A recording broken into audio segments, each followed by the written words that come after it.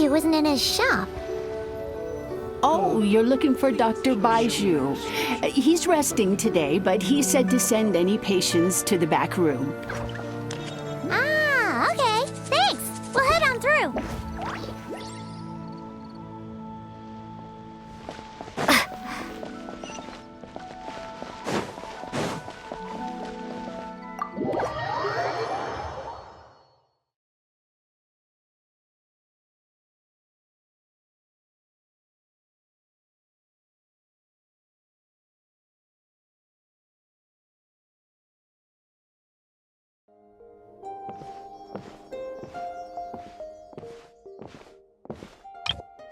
Traveler, Paimon, welcome.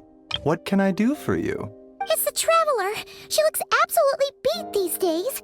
She has these huge dark circles around her eyes, like she hasn't slept a wink. And she keeps spacing out. You have to call her name several times before she snaps out of it. What do you think it is? Is she sick?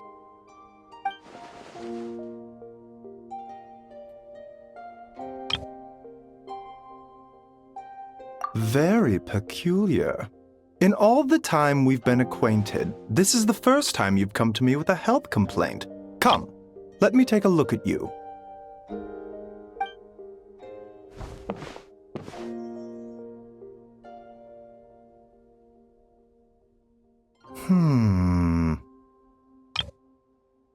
Okay, Paimon does not like that expression, Baiju.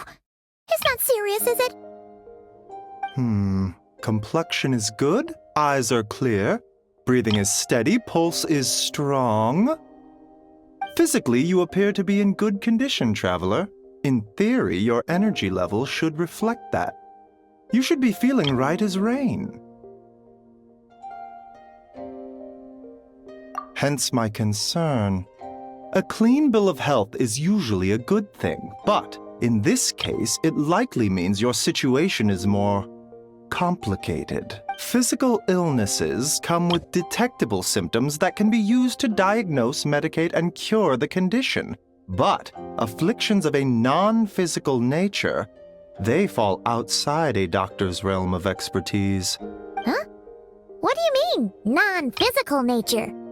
Curses, dark magic, it's hard to say. It could just as easily be a simple case of mental fatigue. Why don't you rest here for a bit? Whatever it is we're dealing with, clues to your condition are sure to reveal themselves in time. Once we know the root cause, we can administer the right treatment.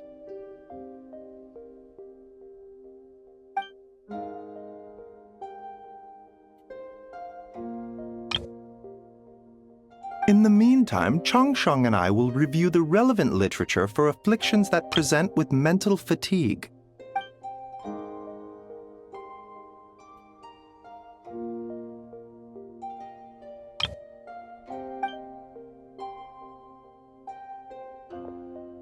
Oh, must be a rare condition if not even Baiju and Changsheng have seen it before. Well, all we can do is take their advice. You look like you're about to collapse anyway. Just get some rest. Paimon will be right here by your side. Fingers crossed you'll be all better when you wake up.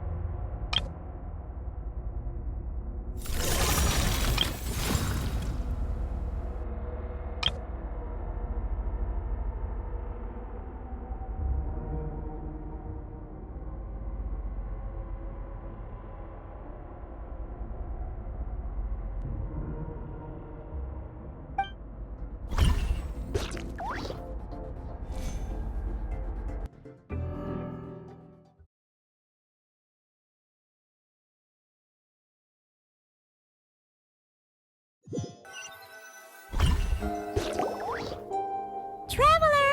Traveler!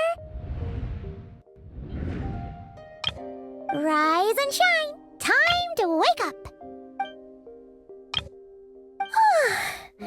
For once, you're making Paimon look like an early riser. It's already afternoon. Hopefully all that sleep did you some good. Feeling any better? A cut? What? Did you scratch yourself in your sleep? All right, let Paimon take a look.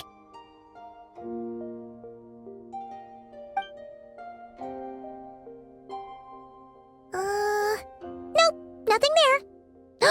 Wait, did you have a nightmare? Okay, don't panic. Paimon heard that dreams tell us what we need by showing us the opposite. So, if you had a nightmare, maybe all you need is something to cheer you up. Huh.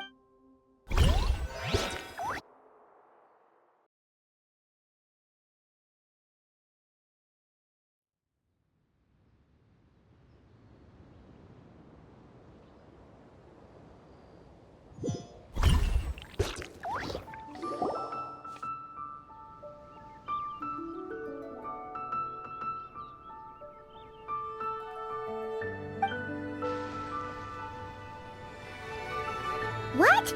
So, in this dream, you were trapped in a weird place with thick fog everywhere, and then a spike came out of nowhere and stabbed you in the back? Oh. Okay, well, that's a new one. Are you sure it was a dream? Because from the way you describe it, it sounds like you were really there. But then again, you woke up right where you went to bed. And you were definitely in a deep sleep this morning.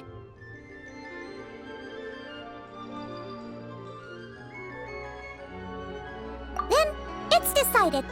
Paimon will stay up and watch over you tonight. If anyone tries to mess with you, Paimon will beat him up.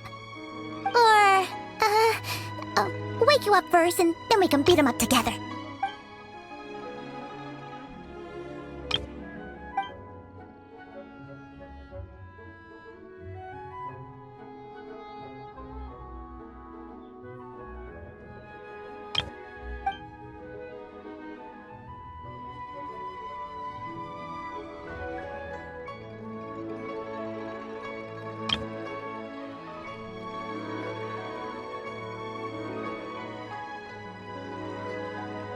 Something is missing? Did you just say something? The flesh remains whole, but the soul is incomplete. Left unresolved, the mind will wither away along with it. Ah! What the? Wait! Paimon remembers you! Your child's master! Skirk? Right! What are you doing here? The last time we saw you was at the Primordial Sea in Fontaine, right? But then we left and never learned where you went after that. Child's been looking everywhere for you, by the way. What brings you to Wanmin Restaurant of all places? You came here looking for us? And were you the one behind that hocus pocus just now? Tell me, what is it that you saw? Tight-lipped, huh? I suppose that's fair. You. I'll take a glass of wine. Oh, of course. Coming right up. We make this one in-house. It's not too strong. Chef Mao, I'll take a grilled tigerfish over here. Coming right up. If I knew we'd be this busy, I wouldn't have approved Shenhe's vacation. At the end of the day, what happens to you is of little consequence to me. I'm not here to try and win you over. Trust me or not, the choice is yours. If you want my help, now's the time to speak up. You have until I finish my drink. I was investigating an abyssal disturbance in the area and happened to notice you. Part of your soul is damaged, and the wound bears traces of abyssal corrosion. Need I say more?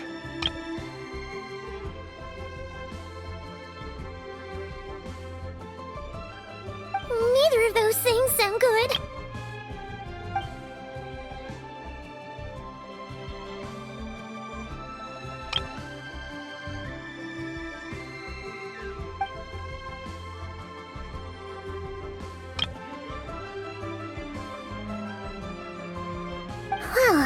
Should we trust her? She mentioned an abyssal disturbance.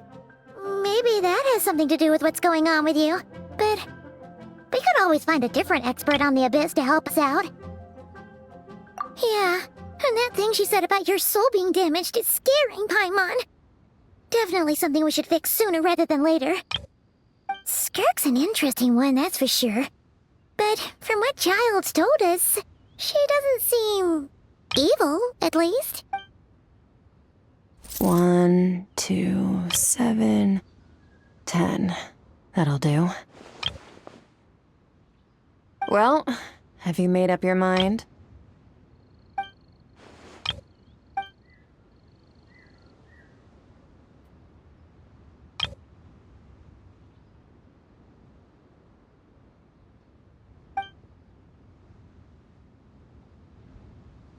So, that's all we know, Miss Skirk. Ma'am, can you help us?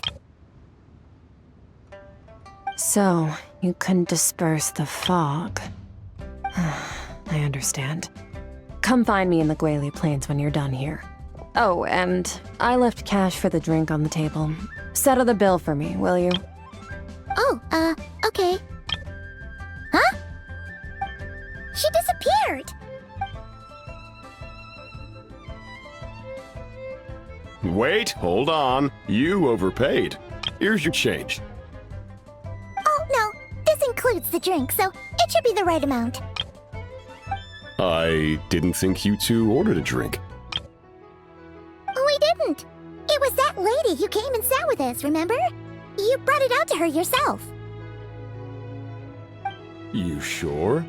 I could have sworn there were only 2 of you at that table. What? What'd you put in their dish, Chef Mao? Some kind of hallucinogenic mushroom? You got them seeing things. Seeing things? Wait, so neither of you noticed her? Young lady? About this tall? Wearing a purple dress? She ordered a glass of wine! Oh, now you mention it, that vaguely rings a bell. And it looks like I did open the wine jar, so it must have just slipped my mind. In any case, that settles your bill. Come again soon. Coming! Okay, what was going on there? It's like they didn't remember Skirk being there at all. Even Paimon was half convinced we hallucinated the whole thing. But that Mora she left for us was definitely real. Oh, this whole situation is giving Paimon the creeps. But anyway, she told us to head to the Guili Plains, right? Let's not keep her waiting.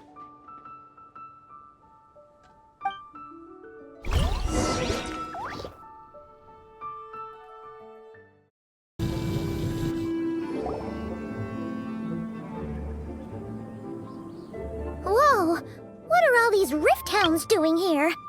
Huh, looks like they're collecting something. Oh, let's go check it out.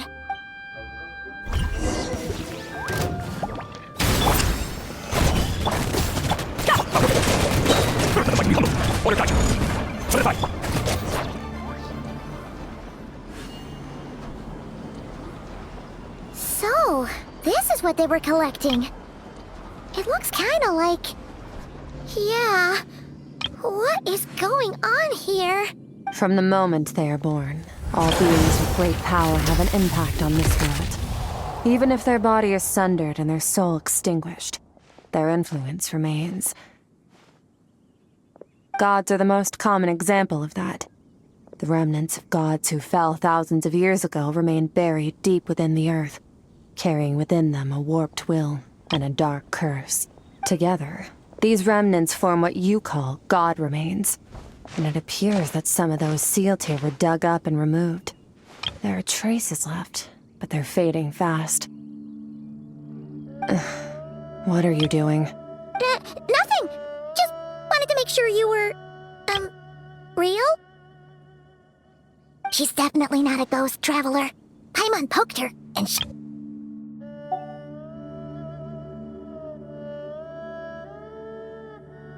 Your life hangs in the balance, and that's what you're fixated on? Strange set of priorities. It was just a trick to avoid being perceived. If someone notices me, those memories are erased. Simple as that. Unlike you, I have no desire to establish a connection with the world. The weak and the lowly have no right to remember me. They're lucky they only have a few missing memories to show for it. Now, can we please get back on track?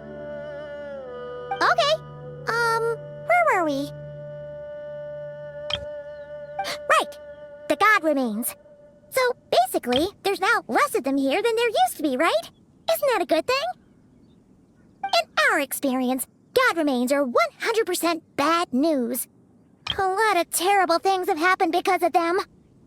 Maybe it's a good thing by human standards, but power doesn't come from nothing, and it doesn't just disappear for no reason. The remains aren't just gone. They were taken. Very clever, Traveler. You aren't the only one who had something taken from you. There are victims like you everywhere. The only difference being, you can speak, and the remains cannot, so it went unnoticed. Something similar happened in Sumeru. Within the span of one night, countless consecrated beasts were slaughtered, and a large amount of the god remains buried in the desert went missing. Of course, god remains are just one of the targets. The culprit is chipping away at sources of power all over this world, including the Stella Fortuna above. Wait, you mean... the stars? Mm-hmm. 42 of them have died out in the past few months alone.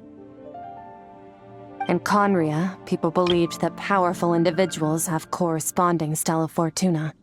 Even should that individual fall, their Stella Fortuna would not disappear, but gradually evolve into a new constellation. Yet now, stars are disappearing from the skies entirely, and it's not hard to deduce what's happening to the power they contain. Something has been leeching power from this world like a parasite steals nutrients from a host. And now, it's no longer satisfied with the remains of the dead. It wants you.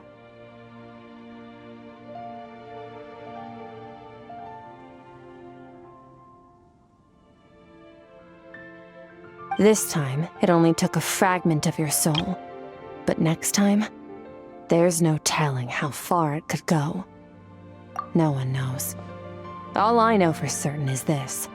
Getting back what you lost will not be easy. Considering how much power this entity has stolen, it must be a god-level being by now at least. But that's not the real concern. Souls are fragile things, and yours could easily be crushed if you go up against it. So you're gonna help us, right? We're going to help each other. You are my ticket to uncovering this thing's true identity. Well, great! You seem super strong and you know a lot about the Abyss, so Paimon will take it. Don't get all mushy on me. All I'm doing is helping you get back to normal after a sudden crisis. And I should warn you, getting mixed up with me can have unforeseen consequences. We're on very different journeys. You don't want to be in my debt, trust me. You help me uncover the truth behind this entity, and I'll help you recover what you lost. This is a transaction, that's all.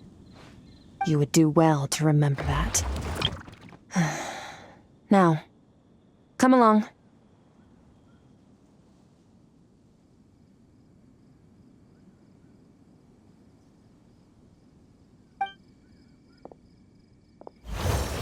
Yeesh! You'd think she'd be a little friendlier since she's agreed to help us. But nope, she's just like when we met her in the primordial sea. So cold. Well, whatever. If that's how it's gonna be, then she doesn't deserve our friendship. What she does deserve is a super embarrassing nickname. Ah! Paimon's got it! Frosty the Lavender Melon! Serves that Ice Queen right! Anyway, the important thing is that we get that piece of your soul back. So, let's follow her and see what sort of plan she's got.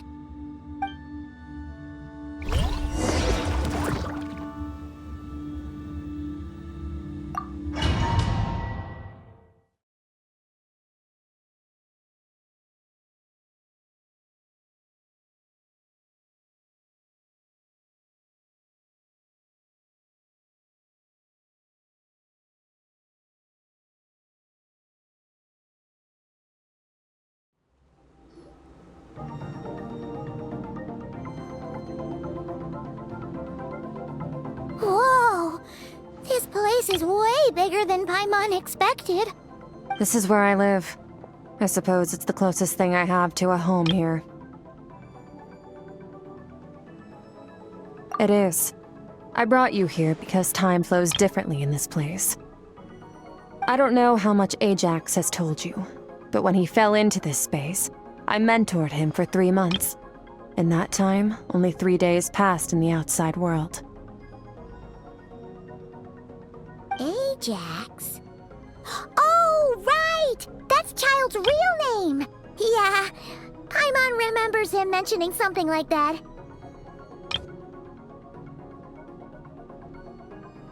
So, a month here is equivalent to 1 day in the outside world? That should mean we're safe from that power-hungry soul snatcher for now, right? Yes, well, I didn't bring you here just to show you around. In the outside world, the Traveler could be attacked at any moment, but coming here has bought us quite a bit of time.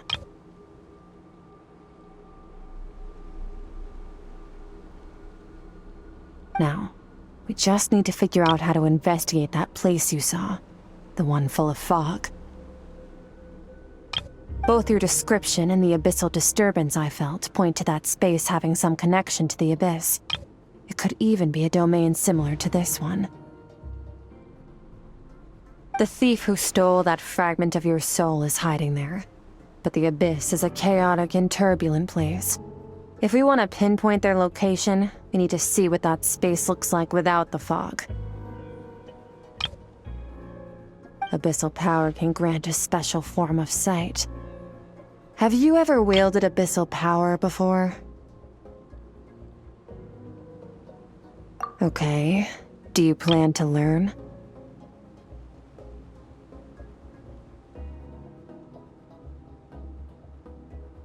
That tracks. All the information you have suggests the abyss is something sinister, and that abyssal power is a wild and dangerous force that always spells disaster.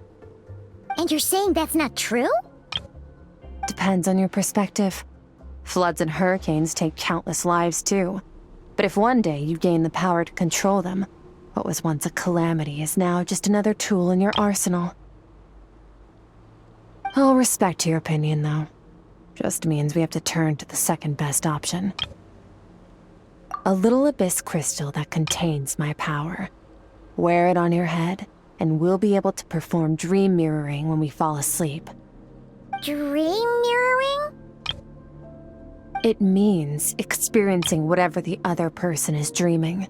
Everything they see, think, and feel.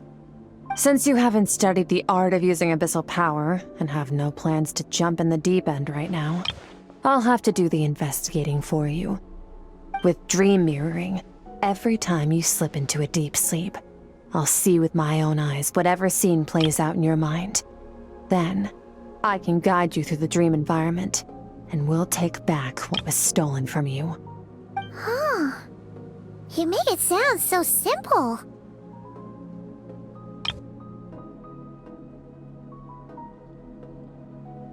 Tough to say. This is an unprecedented situation for both of us. Even assuming we do manage to find where this entity is hiding, like I said, getting your soul fragment back won't be easy. To play it safe, I need to give you some special training first. Wait, you're gonna teach her some of your martial arts? Does that mean the next time we see Child, we have to treat him like our senior? Do as you want. For my part, I don't see you as my disciples. You're already a pretty good fighter. All I'm planning to do is build on your current skills and train you for the specific scenarios that I think we might face. But that's enough talk. If you're ready to do this, then come with me. Time might be more lenient here, but that's no excuse to waste it.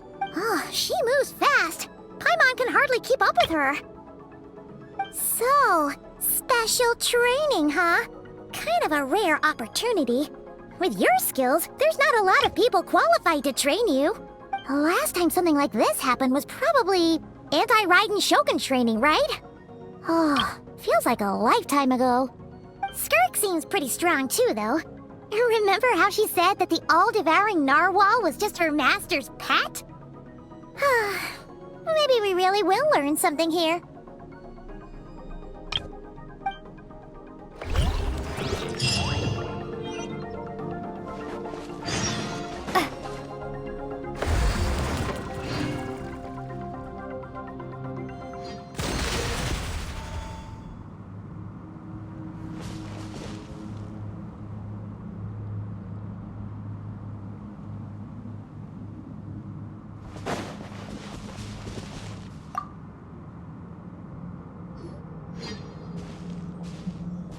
Ready? Bring it on! Your training will be split into 3 stages. Testing your blade work, elemental abilities, and reasoning skills. We'll start with blade work. You're no rookie in this area, so I won't bore you with the basics. During your long journey, you've no doubt sparred with a lot of talented sword fighters. Consciously or not, you'll have picked up all kinds of techniques from them. You bet! There's Kaya, Master Jean, Kuching... Oh, and Kazuha, Ayaka... Yeah, we've met sword masters like you in every nation we've been through. You sparred with a bunch of them too, right? Nice to know it's all gonna come in handy now. Don't get too smug. In sword fighting, techniques alone are not enough. You need a cohesive system to bring it all together. A style or school of fighting. To use the human body as an analogy, your style is your skeleton, the foundation, the framework. Techniques are the muscles and other flesh attached to the bones. This is where your strength comes from. Improving your sword fighting is like growing that body. If your frame got bigger and taller, but you didn't add any muscle mass, you'd be weak and flimsy. Then again, if you packed on pounds of flesh without a big enough frame to support it, you'd end up bloated and unwieldy. You need to do some introspection. Take a good, hard look at your past experiences and figure out which parts of what you've learned are just techniques, and which parts can be used to form your own system of blade work. Only then will you get the full utility out of all your thoughts and observations along the way. Only then will every strike you deliver make perfect sense. Wait, is that it?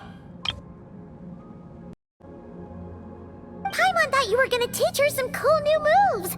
Like when you went swoosh and opened a tunnel to another place! One day, you'll reach a new level of power where you realize that even that's as basic a trick as any other. But right now, our sword styles are so wildly different that teaching you mere techniques is pointless.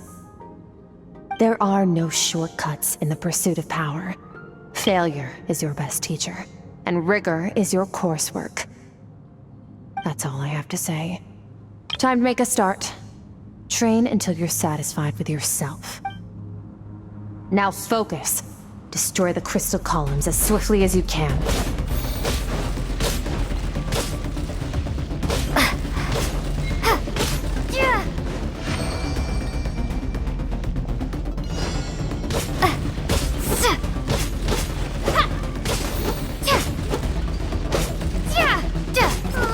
This is making Paimon's head spin.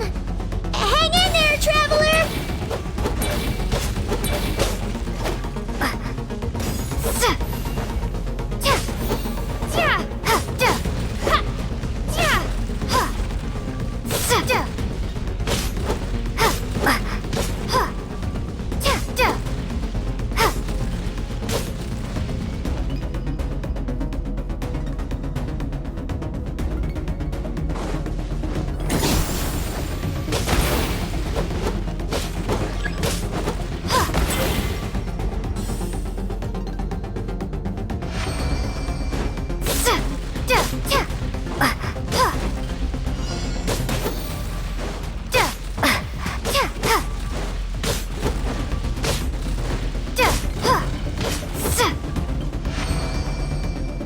Stay calm.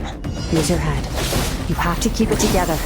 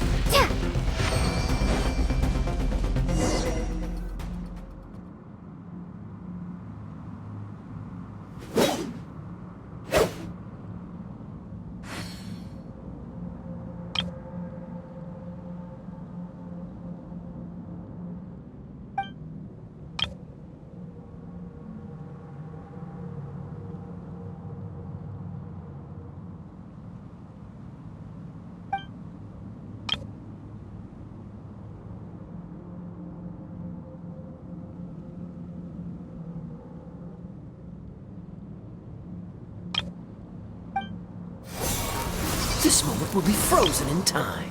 Cut to the chase.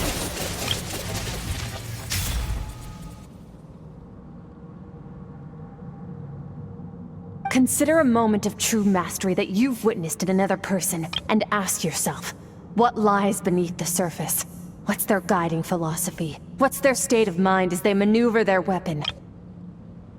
Now take that and practice it right away with speed, skill, and strength, over and over, until your hand is one with your mind. This is the only path to true growth. Step on up. Dance with the waves.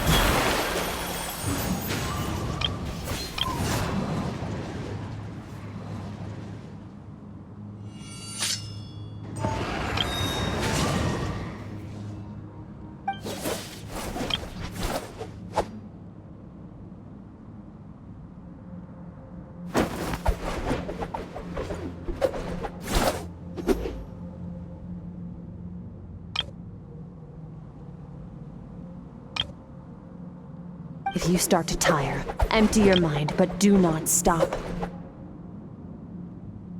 Stay in that frame of mind as you keep up the fight. Get rid of all redundant movements. Imagine your sword is an extension of your own body. Wield it just as you wield your arms, hands, and fingers. 'Twas on a deserted, moonlit night that the hero approached the vile dragon's limpid lair. Ring cutter! Feathers fleeting wet, the white heron treads water, a sight without flaw. Master of Inazuma Kamisato art Tachijutsu.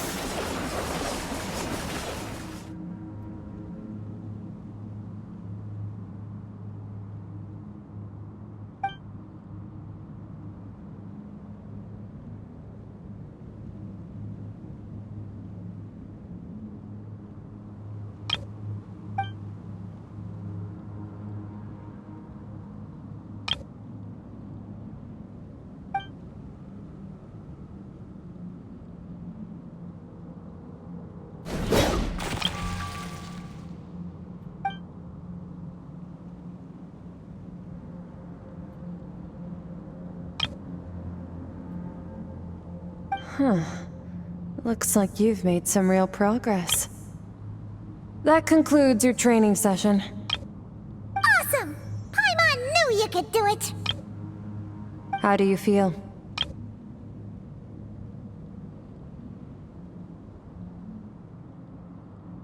As you should be. Time flies when you're training hard. You've actually been going for several days now with no rest. Yeah, meanwhile Paimon's had a whole bunch of naps. But you were so focused, she didn't want to interrupt you. Go get some sleep. I'll be doing the same very soon. Let's hope you see that foggy place in your dream, so I can get this investigation over and done with.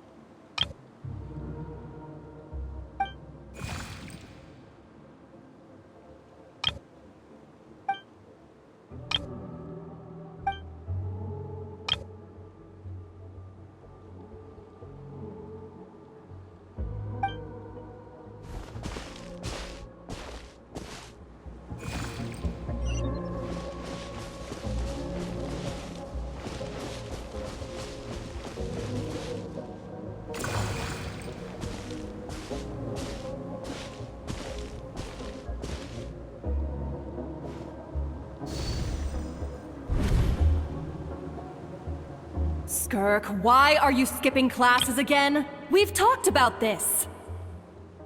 'Cause he's a crabby old man, and he's a boring old man. I don't like going to his classes. Excuse me. You shouldn't talk about your teacher like that. It's very disrespectful.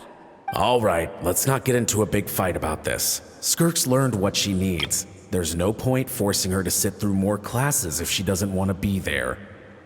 But I'd still love to hear about what you got up to yesterday. Why don't you tell your dad all about it? I went diving, and I saw this huge fish. I never knew they could get that big. It looked kinda dumb, though, with that stupid big fat head. I tried to shake its fin, but it just spat water at me.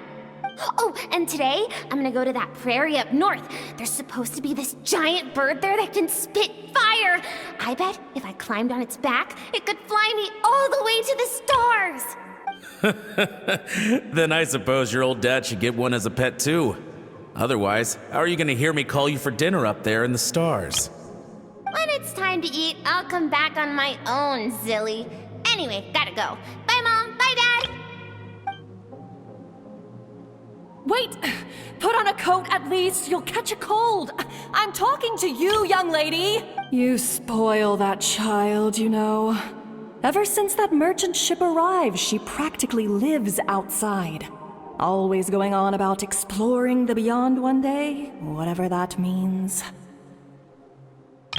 Ah, let the kid do what makes her happy.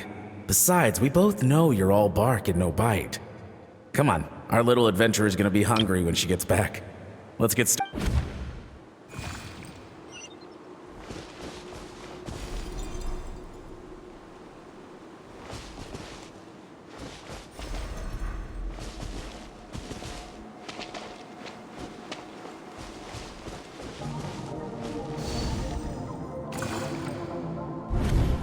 The stars shimmer high above. But what lies beyond the stars? Mountains as far as the eye can see? An endless snowy plain? Or maybe buildings taller than the sky, like the people from the merchant ship said? I can't be the only one asking these questions. The universe is fascinating. If only I could meet some other people like me. We could set sail together and explore every corner of the world. I'm sick of being a kid. There's so many amazing things out there, and I'm ready to see them all. But for now, I'm starving. Better get back.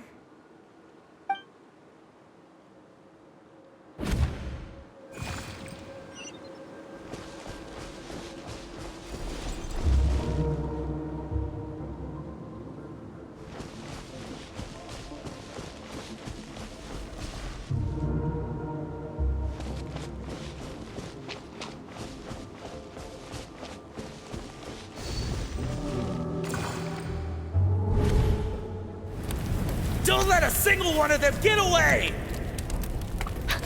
No, please, spare the children! Stay back!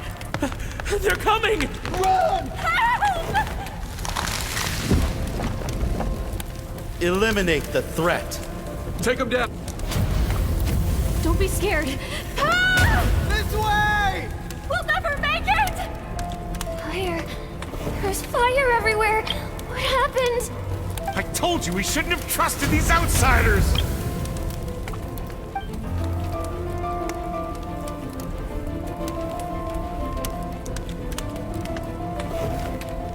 Why are you doing this?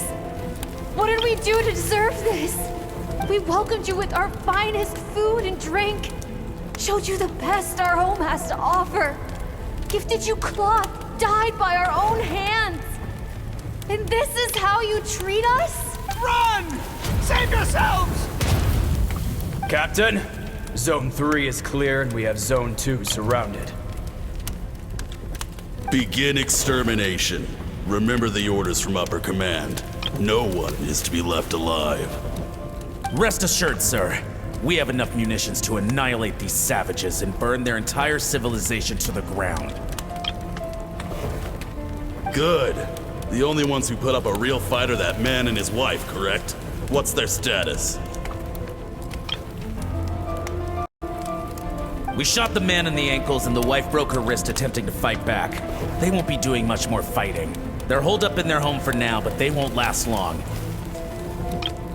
To prevent them from making some kind of last stand, we're planning to clear out the other zones first so we can send a bigger squadron to surround them. Well, well. Turns out some of these beasts do know how to use their claws. Now the threat these savages pose will be undeniable. Let them cling to what's left of their lives for a little longer. Once the other zones are cleared, I'll cut off their heads myself.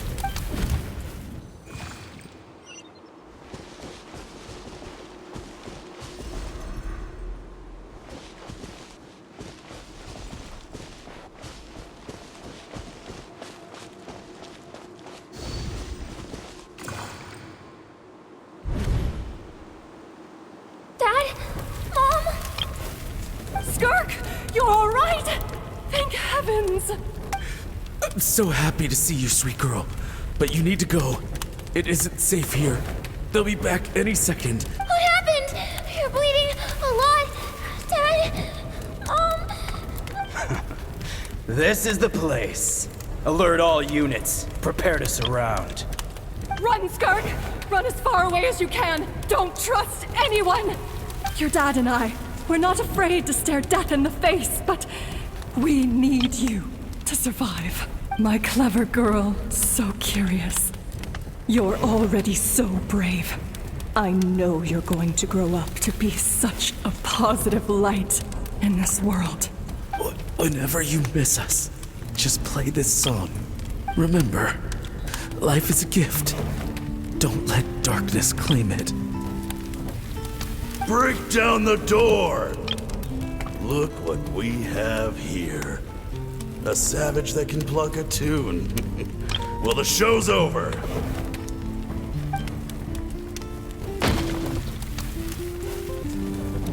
You! Stop singing! Shut it! I said shut it or I'll make you! Fine. Have it your way!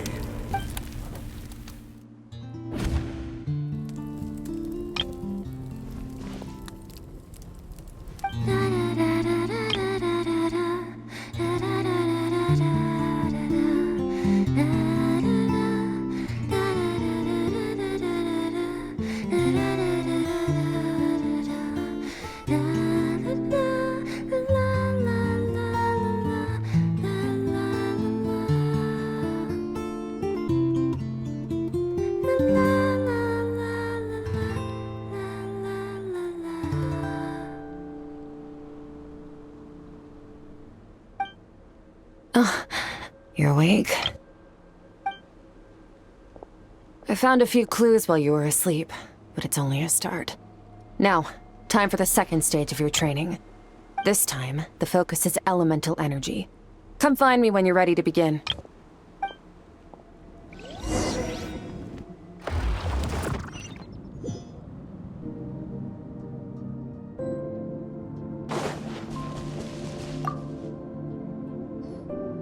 Man, staying in the abyss feels so surreal, don't you think? No day and no night. It's like time hardly exists. If we weren't careful to keep track, it feels like we'd have no idea how long we've even been here. Well, except for the fact that Paimon still gets hungry like clockwork. You go do your training. Paimon's gonna grab a bite.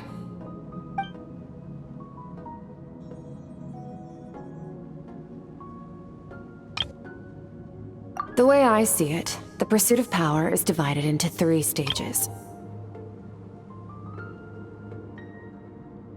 The first is mastering the use of standard weapons. Next is learning how to harness natural energy. And after that, you're free to challenge even higher dimensions. The natural energy of Teyvat is, of course, elemental energy. But that's not my area of expertise. I draw from a different source of power. Abyssal power, yes. Also known as the power of the Void Realm. My master, Sertologi, is a true expert in that area. After all, he was one of the group of 5 that infamously stole the all-encompassing power of the Abyss. An act for which the people of Conria gave them the epic. The elemental energy of Tivad, on the other hand, is derived from the power of the Light Realm. These 2 forms of energy exist in direct opposition to each other. Suffice to say, there's not much I can teach you this time.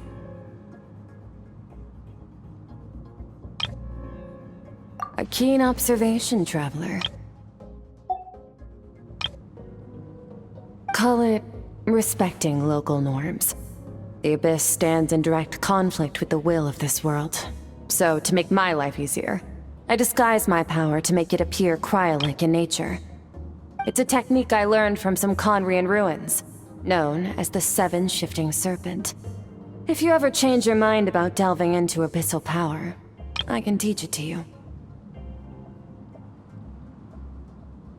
So I've heard. You seem to have a knack for removing abyssal power. But is purification really what's going on there? Like I said, power does not simply disappear. Just thinking out loud. Let's focus on your elemental training. That's what's gonna help us if the situation gets tricky. True growth comes from adversity, but only if you make the choice to pick yourself up again every time you fall. So, it's time to push yourself to the limit, and then keep pushing. This is the only way to advance at pace. Use the power of Animo to clear the field as fast as you can. Windblade! Ha!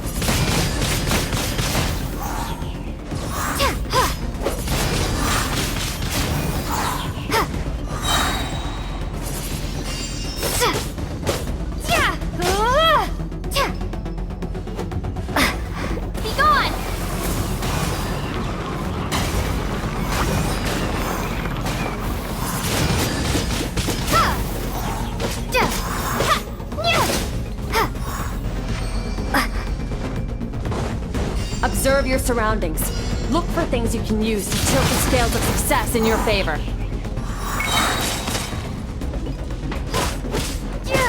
Windblade!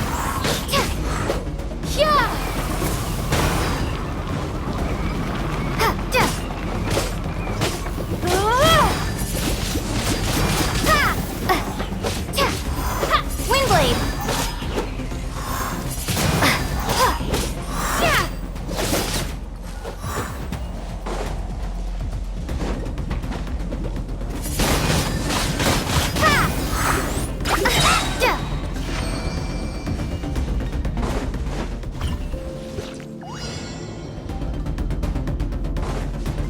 Use the power of Hydro to destroy the spikes.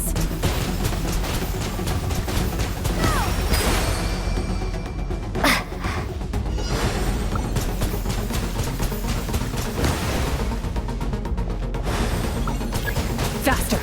Don't give them a chance to strike you. You need to be quicker than you were in your dream. You can't afford another injury like that.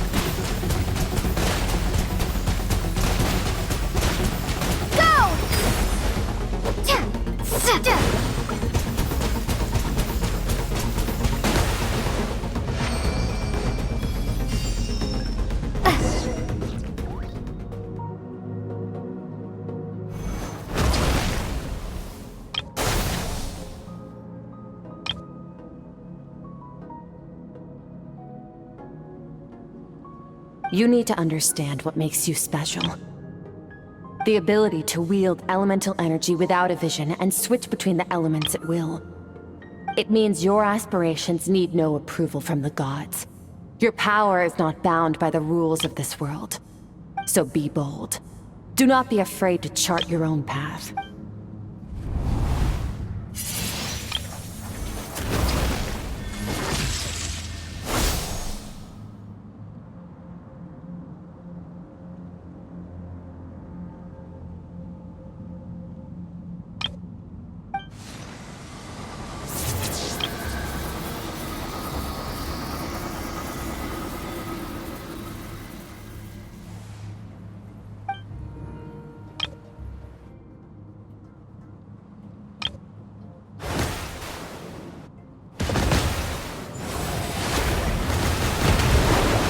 Very good.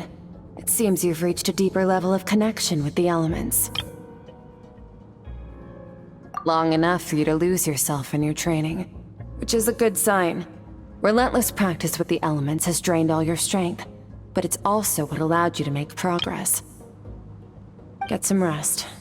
When you wake up, we'll proceed to the final stage of your training.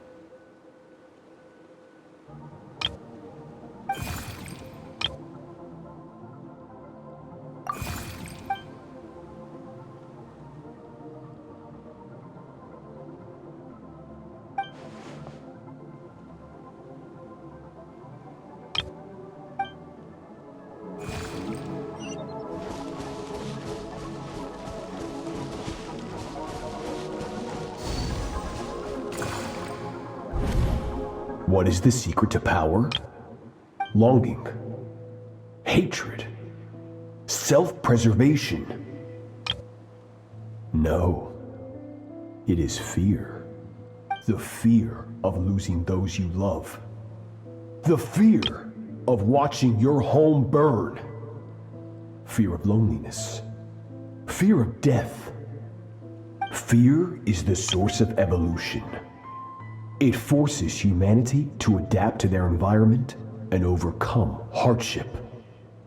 It is in the process of prevailing over our fears that we surpassed first ourselves and then the rest of the world.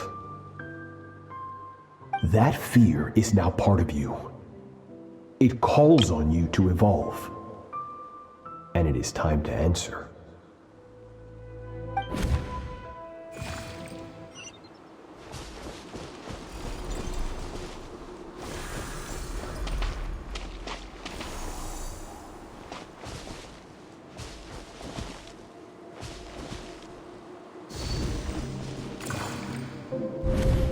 Any minute spent missing home is a minute wasted.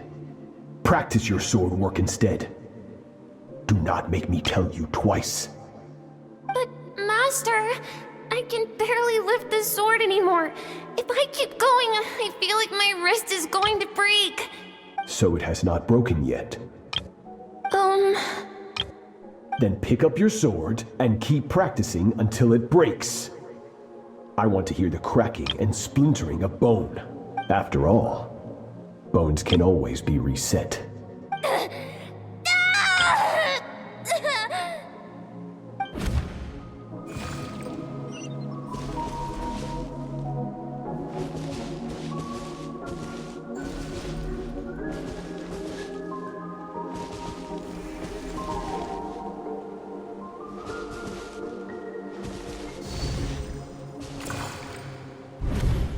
Good, Skirk. Once again, you survived. How do you feel? Cold and pain. These are signs that you are adapting to the abyss. Each time the flesh is torn and the spirit crushed, each time you claw back from the brink of death, you become stronger. I now understand why these people sought to destroy your homeland. Your potential goes beyond even what I could have anticipated.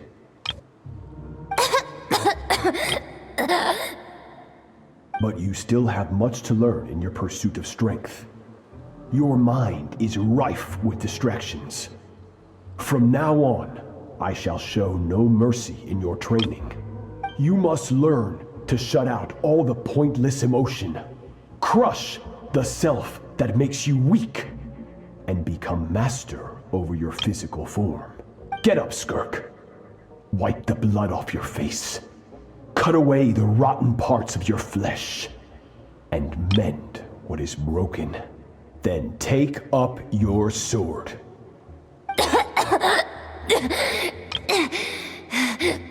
Yes, Master.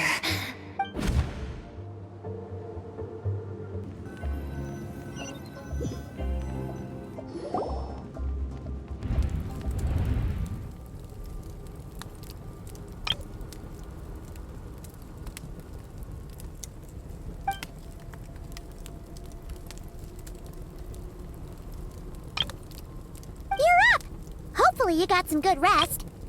Skirk said to tell you that she's ready to start the final stage of your training whenever you are. So, want to head over now? Or did you want to wait a little?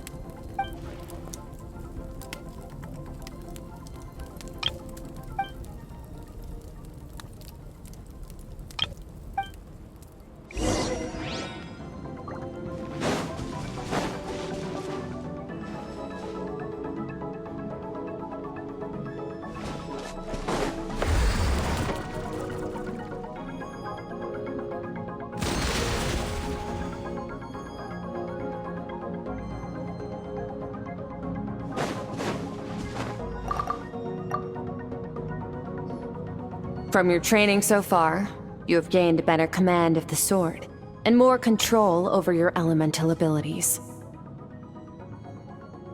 That's only part of it. Experience is the real teacher. Your journey, the friends you have made, the dangers you have faced. These have taught you more than I ever could.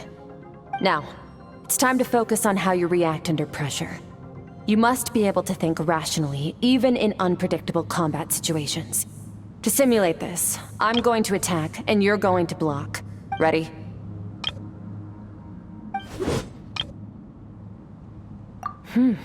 Not bad. That defensive stance looks near unbreakable. Just like your brother. Oh, that reminds me. You still don't know what happened to him, do you?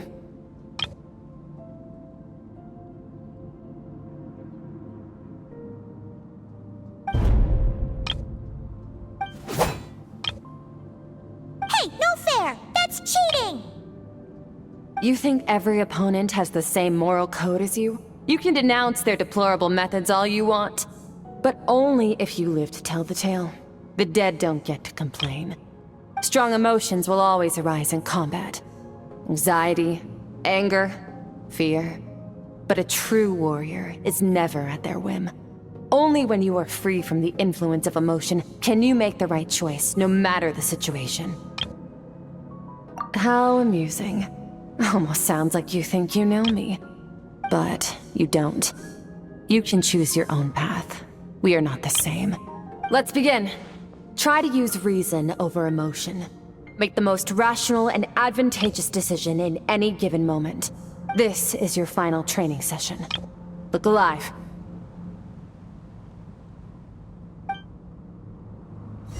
Same drill as before, but this time I'm going to interfere.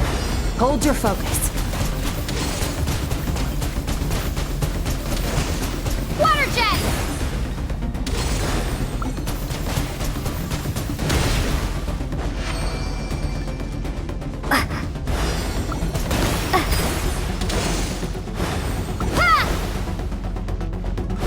Water jet! Go!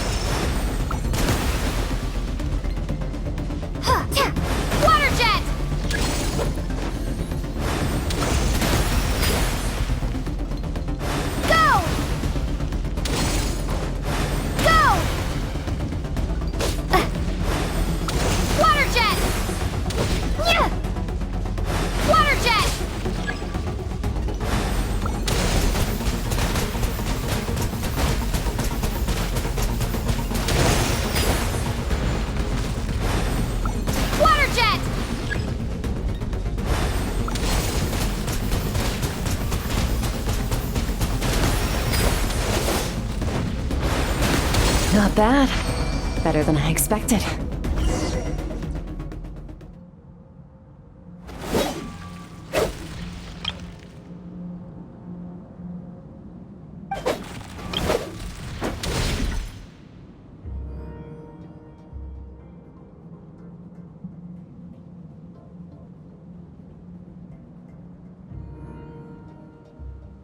You're getting the hang of it. The first step to controlling your emotions is controlling your mind. You want a unified train of thought. It all comes down to focus.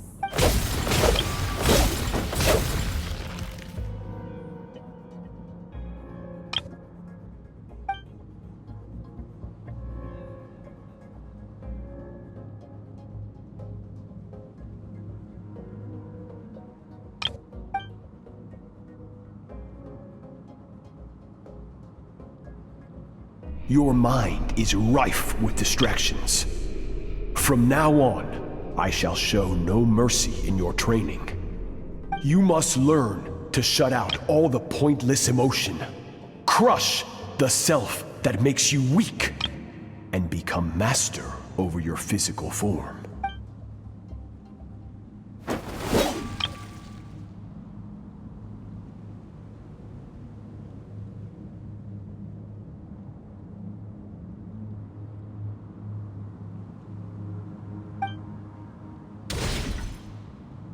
Stop. Let's pause here. One look, and I can tell your mind has wandered. That's to be expected. There's a limit to how long a human being can concentrate on one thing. Staying calm and focused sounds simple in theory, but in practice, it's more demanding than sword work or elemental abilities.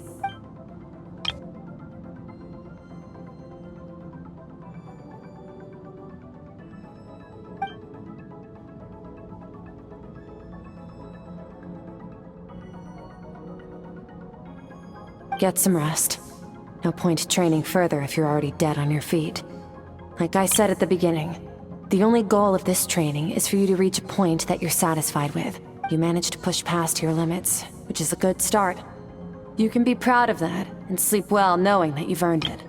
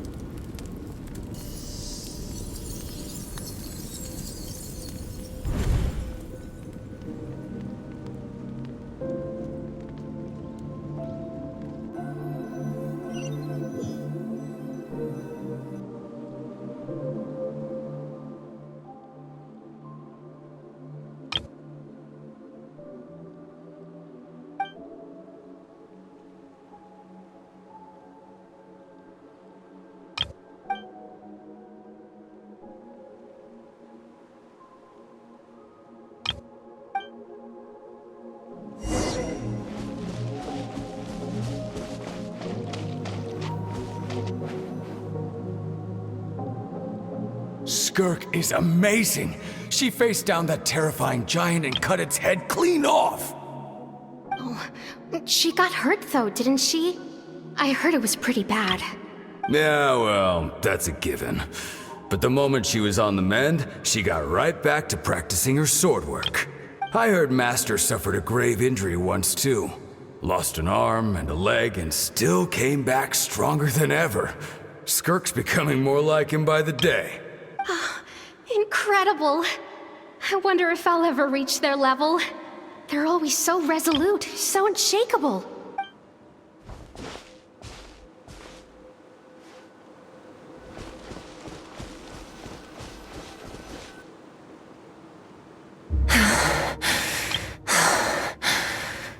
Pathetic. You're not even trying. You're so much weaker than you think. Skirk, have you become a positive light in this world?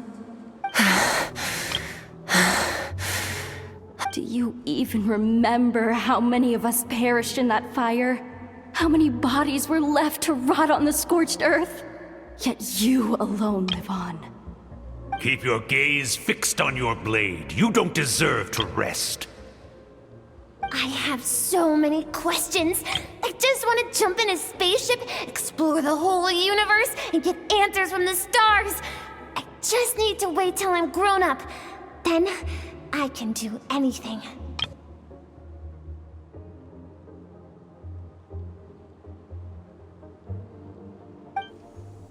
Now, you must bid farewell to who you were in the past and become someone stronger.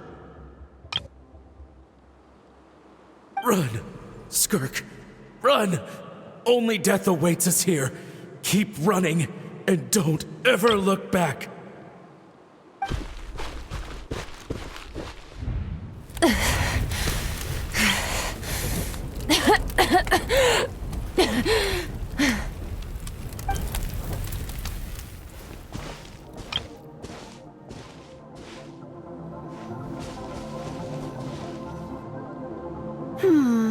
Let's see here. First things first, you need a new identity. Going around telling people you're from somewhere beyond the stars won't do, now will it? How about saying you hail from beneath the earth instead? As the Conrian saying goes, venturing out into the universe and down into the abyss are the same in that both are braving the dark unknown. Well, I'm a visitor on this planet, so I'll follow the rules. Ah, splendid. That saves me quite a bit of trouble. Let me offer you a piece of advice in return, although it might not be what you want to hear.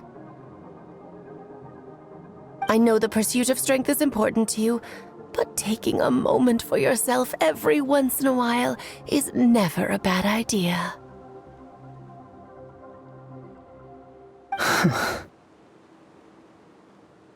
Ignore her existence for too long, and there will come a day when you can no longer hear her voice.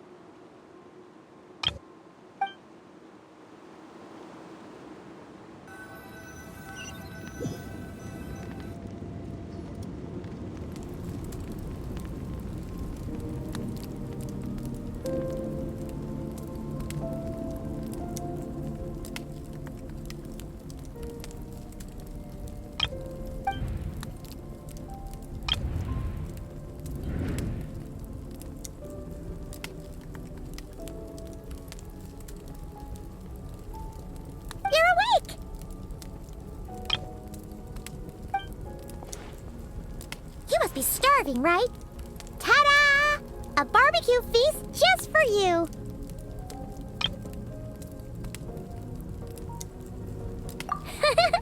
Of course you are! That's why Skirk and Paimon got this all ready for you. Dig in, before it gets cold. Ah, well, if you're around someone long enough, it's bound to happen. Plus, Skirk can cook.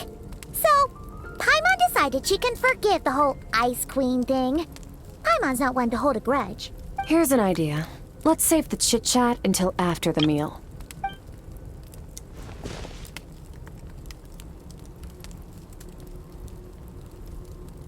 Ugh, so full. Okay, it's Paimon's turn to sleep now. Wake her up when it's time to go.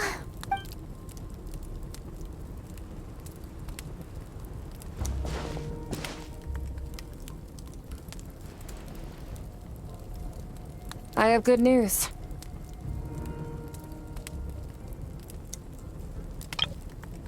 First, your training is complete. You have what it takes to wield immense power. Now it's just a matter of putting it into practice. Continue to learn from your journey and hone your skills against formidable opponents. Second, I've located the culprit we've been searching for. Next, we just need to retrieve the missing part of your soul, and our business will be concluded. When Ajax trained with me, he once told me he was bursting with questions. So I allowed him to ask me 3 of them before he left. You and I may never meet again, Traveler. So if there's anything you want to ask me, Now's your opportunity. Just like Ajax, I'll answer 3 of your questions.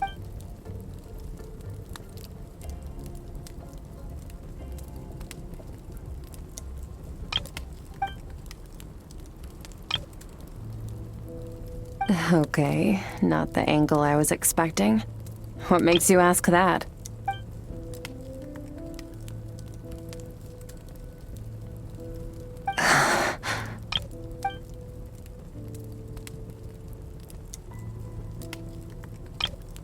I knew that was a possible side effect. Closed off my mind to you for that exact reason. Even with the dream mirroring, you should have seen nothing but endless darkness.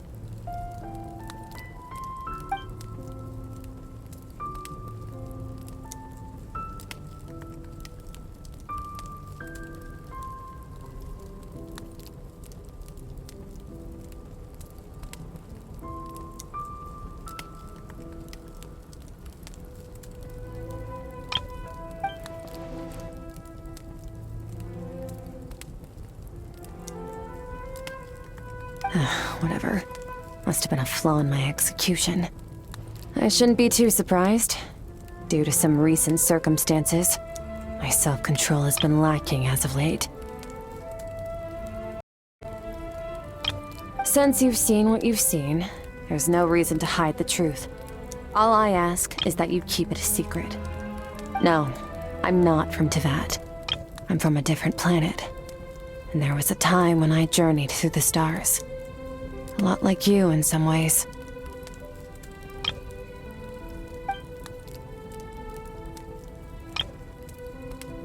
No, we're different in that respect. You're influencing the fate of this world. But me, I'm just passing through. Several hundred years ago, my master, Sertologi, opened the border between worlds and sent me here.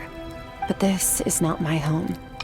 And one day, I'll return to the vast unknown of space. So, there you have it. On to your second question.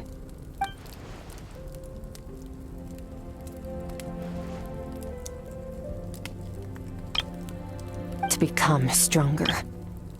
For certain reasons, I need to bridge the power gap between me and my master as quickly as possible. But first, I need to understand the source of his strength. To do that, I need to follow in his footsteps, walk the path he once walked, and somewhere along the way, I'll find out how to defeat him. That is my sole focus and purpose. Okay. You have one question remaining.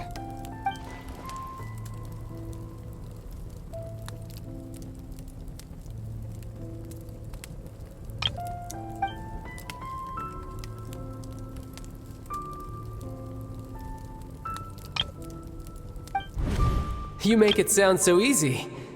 Ever since the incident I experienced there, I've never stopped searching for Master Skirk and that unknown abyss. But it's been years now, and I've still found nothing.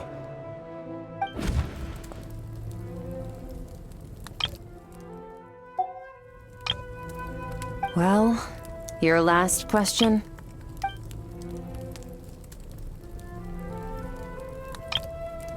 Ajax. His situation is different than yours. Before you ever crossed paths with me, you'd already encountered many formidable people, studied their techniques, and developed your own skill set. So, during your training, all I had to do was build upon that foundation. But Ajax was so young when he came to me.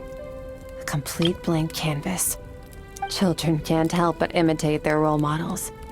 In the long run, that would only hinder his growth. Once Ajax has enough strength in his own right, I will allow us to meet again. Until then, let that motivate him to reach his full potential.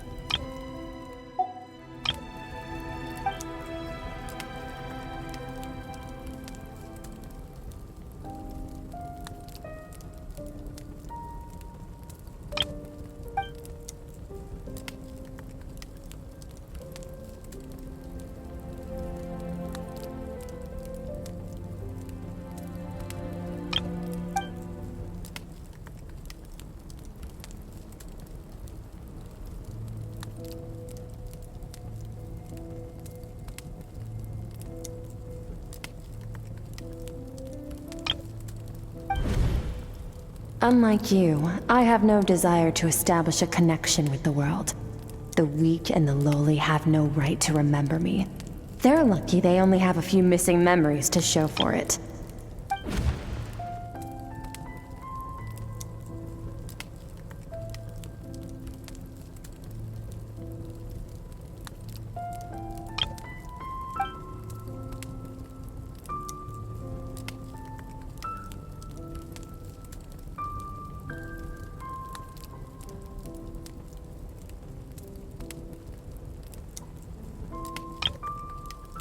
Wake up your companion.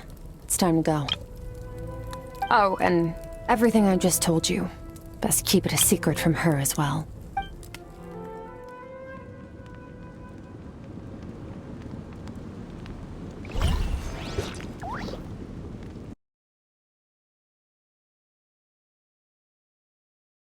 Time to go!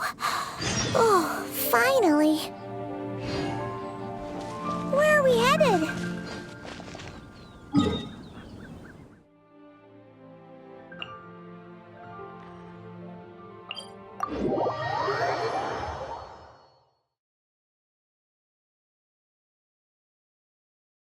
Just follow me.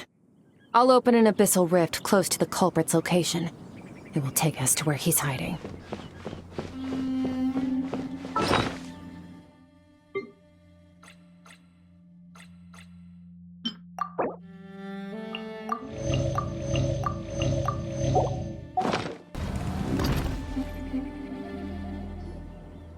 Wait! This is near the chasm, right? Yes. If we enter from here, we'll be able to reach that place from your dream. You have some experience with abyssal domains by now, but still, this is someone else's territory. Best to proceed with caution. Don't worry, Paimon's an expert at hiding behind other people for safety. Oh, but, that means you need to stay safe, traveler. All right. Remember your training. Time to put it to use.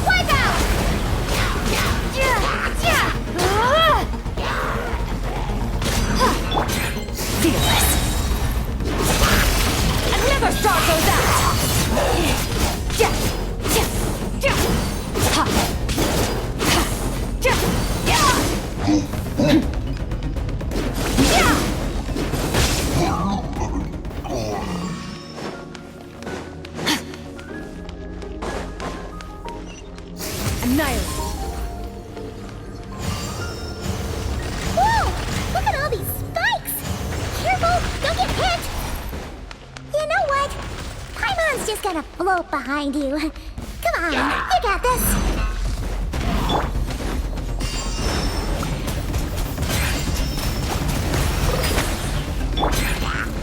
Merciless. Paradigm shift! Hey, what are you two doing?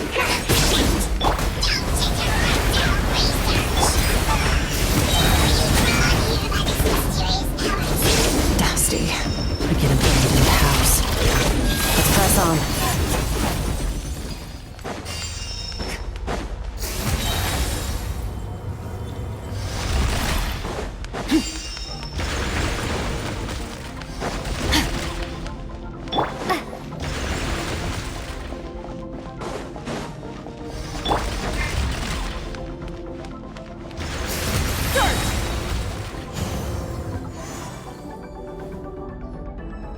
Oh, looks like this is a dead end. Did we make it to his hiding place? Ugh! This fog is making it impossible to see anything! This should be the place where you were attacked, Traveler. The missing part of your soul should be nearby. Can you sense where it is?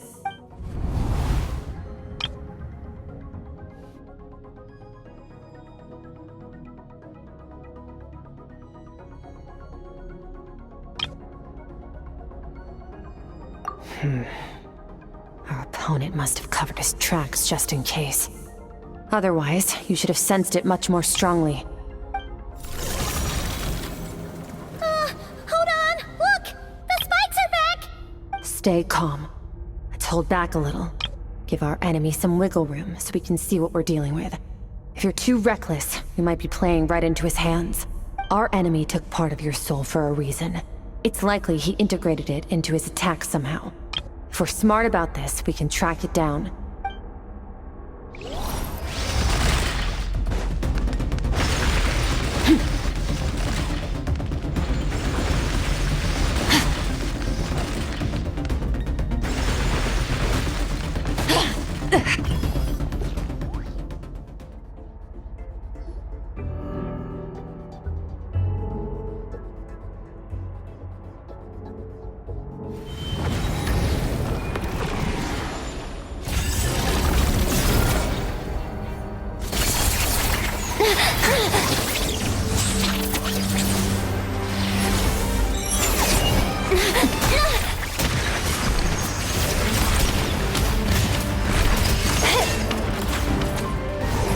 From the start, the attacks have been focused on me.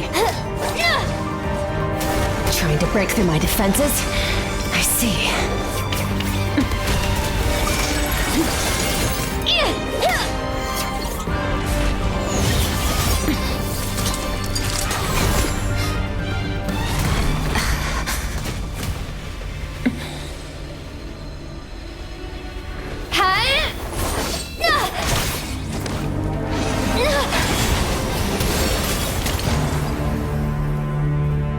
You alright? That thing was...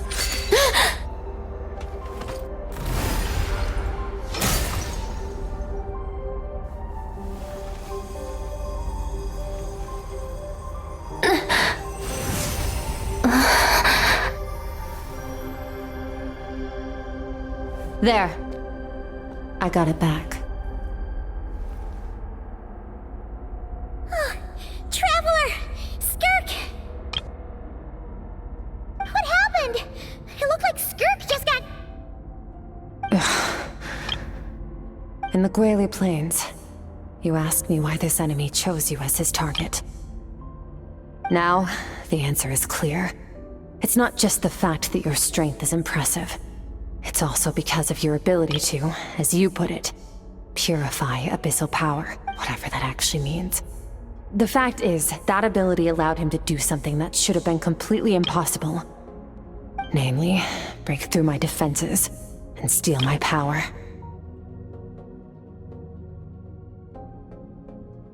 No, he couldn't have known I'd come to his domain. He only stole your soul fragment because he knew the value of its power. I doubt he expected it to come in handy so soon. Call it fate, if you want. I believe that's the term they use in this world for arbitrary coincidences like this. In any case, it works to our advantage. Once I realized what he was using that power for, it gave me the chance to get back what you lost. I'll cope. Well, done gorging? Good. Time to answer some questions. How did you get the power of the all-devouring narwhal? The all-devouring narwhal? Oh, of course! Paimon knew that spike thing looked familiar. It looks just like that narwhal's horn! I highly doubt you acquired that power through your own strength. Tell me I'm wrong. You're desperate enough to scour the land for god remains and whatever vestiges of power you can find. That alone proves you wouldn't be able to defeat a creature like that. Which leaves one possibility. You know my master, the Foul, Sertologi. The Foul? Who dares call him foul? Sertologi.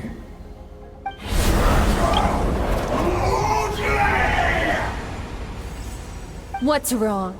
Bit off more power than you can chew?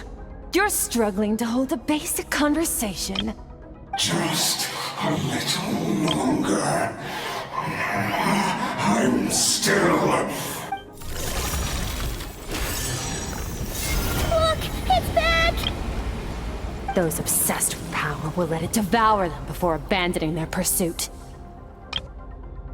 Keep calm and use reason to decide the best course of action.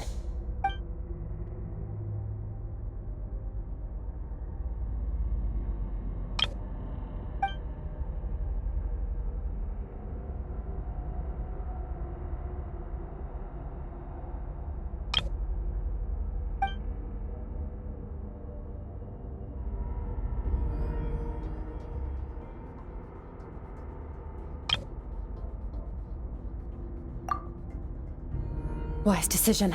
Final victory doesn't always come after a single battle. You've got your soul fragment back, so we both got what we came for. Let the enemy draw breath while he can. It won't be for long. Get us out of here, Traveler. You'll need to lead the way this time.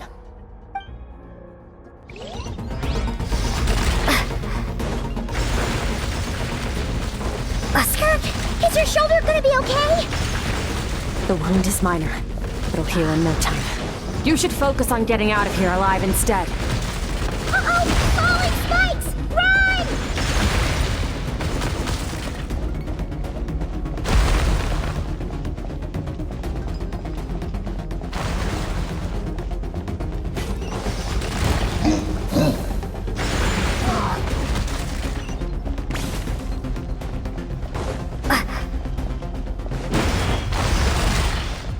Watch out! Looks like this place is about to collapse!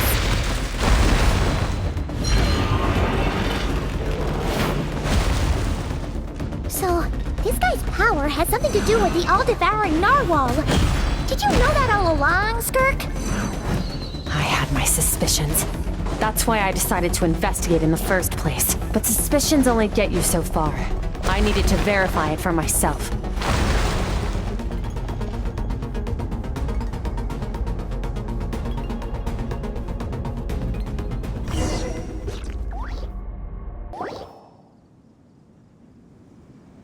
Phew. Oh, we should be safe here, right?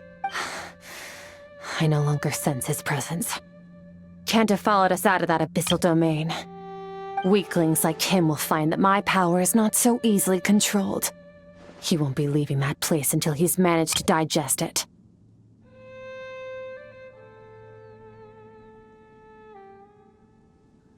You seem surprised.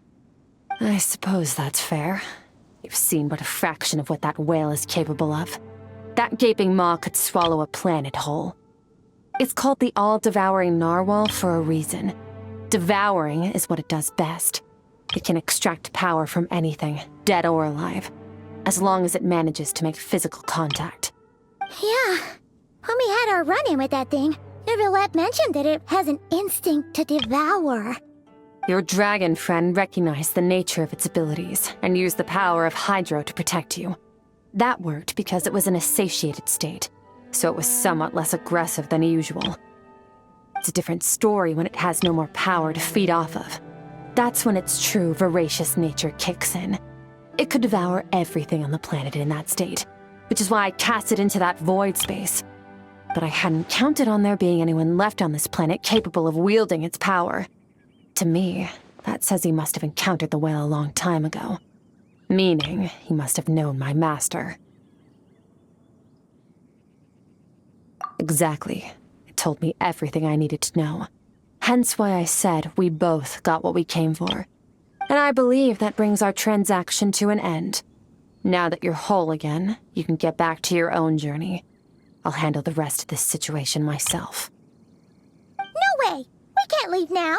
Something was stolen from you because of us. We have to help you get it back. This isn't my first taste of failure or losing power. When you fall, you get back up again and become stronger. That's how it is. But what if that monster finds you before you're all better? Plus, how are you gonna get home? It's not like you can just go swoosh and open a door to the abyss again. Not without your full strength. So, Sticking with us for the time being doesn't sound so bad, does it?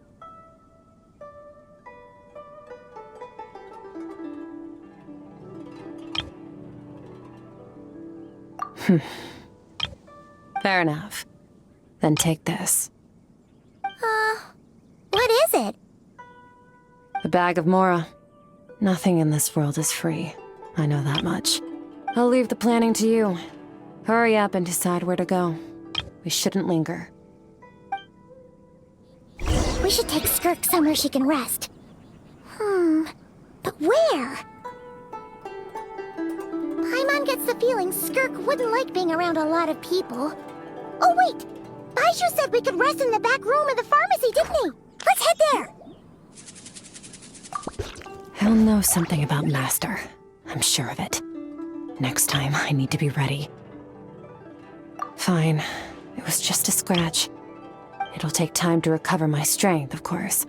But adapting to situations like this is nothing new for me. Oh, this. It's a star crystal suit. Abyssal energy is scarce in Tevat. Wearing this helps me access it more freely. It stores concentrated abyssal energy that I can draw from on the go. When the energy runs out, it reverts back to its original form. Found somewhere to rest. Well, lead the way then.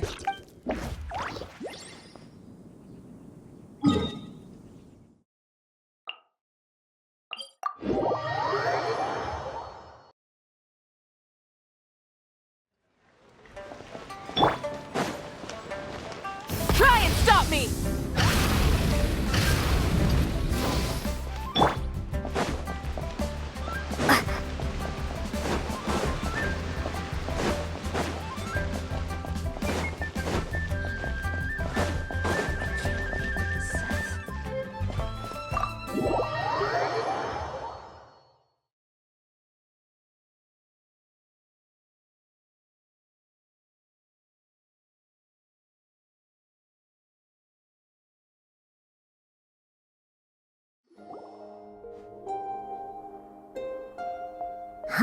This bag from Skirk has a ton of Mora in it.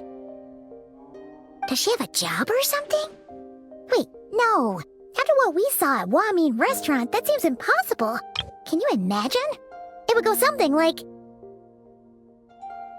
I'll be collecting my paycheck now, boss. Oh, sure thing. Wait, who are you? Have we met? Can't hold a job if you make everyone forget about you. So, what did she do to get all this Mora?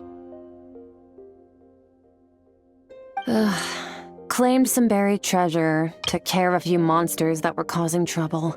Nothing untoward. It's safe to use. You heard all that? A sonorous voice like yours is hard to miss. I wouldn't be surprised if the sound of it traveled to the nearest mountaintop. Then, did you by chance happen to hear Paimon's little, joke earlier? You mean when you called me Frosty the Lavender Melon?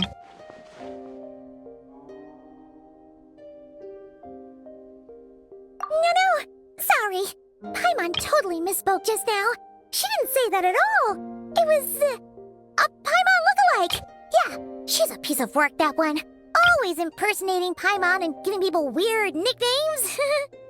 Okay, fine. The truth is, Paimon didn't like you all that much at the start, but things are different now. You helped the Traveler in a big way, so what do you say? Friends? I noticed there was only one bed. Go ahead and get some rest. Wait, what about you? I don't get tired, and I don't need rest. I'm going to practice my sword work. That should help me regain some strength. But your shoulder... Hey, don't just leave! Whatever. Let her tire herself out. She'll come back eventually. Let's get some sleep, Traveler. That comfy bed is calling, Paimon.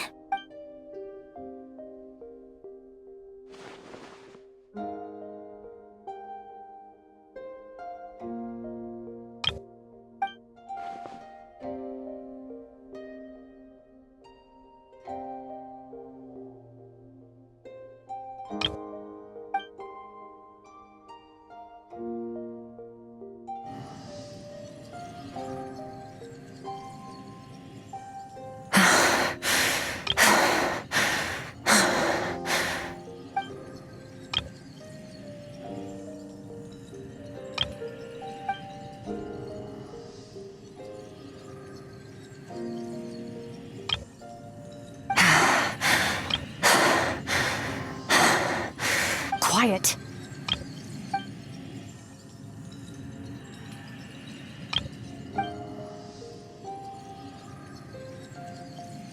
Do you even remember how many of us perished in that fire?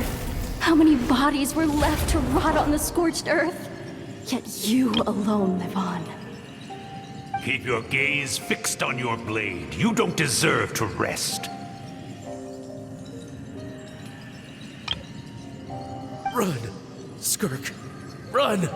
Only death awaits us here. Keep running, and don't ever look back.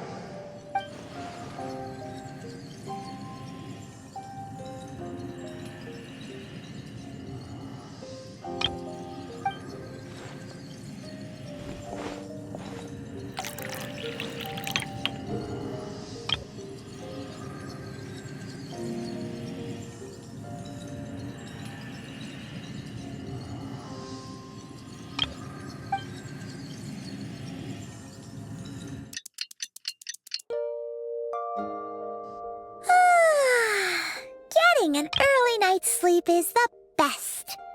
That bed was so comfy. Wait, Skirk? Have you been sitting out here the whole night? The bed's all yours if you want it.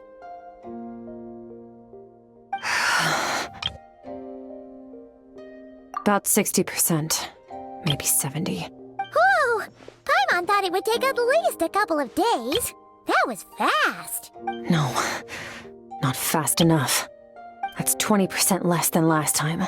Same training regimen, same intensity. Nothing felt different, but somehow the outcome fell short. No, I think the problem's with me. I need to meditate for the next 2 days. Deep introspection should help me find the issue. Ooh, sounds intense. We'll watch over you in the meantime, then. Thanks. See you in 2 days.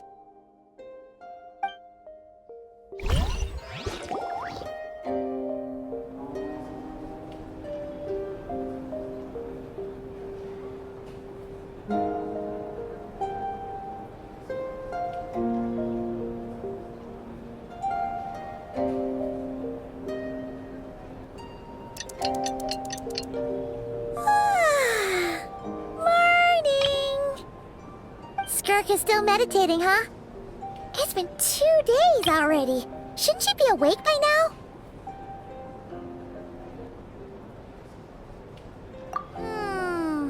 Paimon can't think of anything we can do to help. Oh, wait! Breakfast! That's it! Paimon will go get breakfast! Skirk is gonna be starving when she wakes up. Be right back.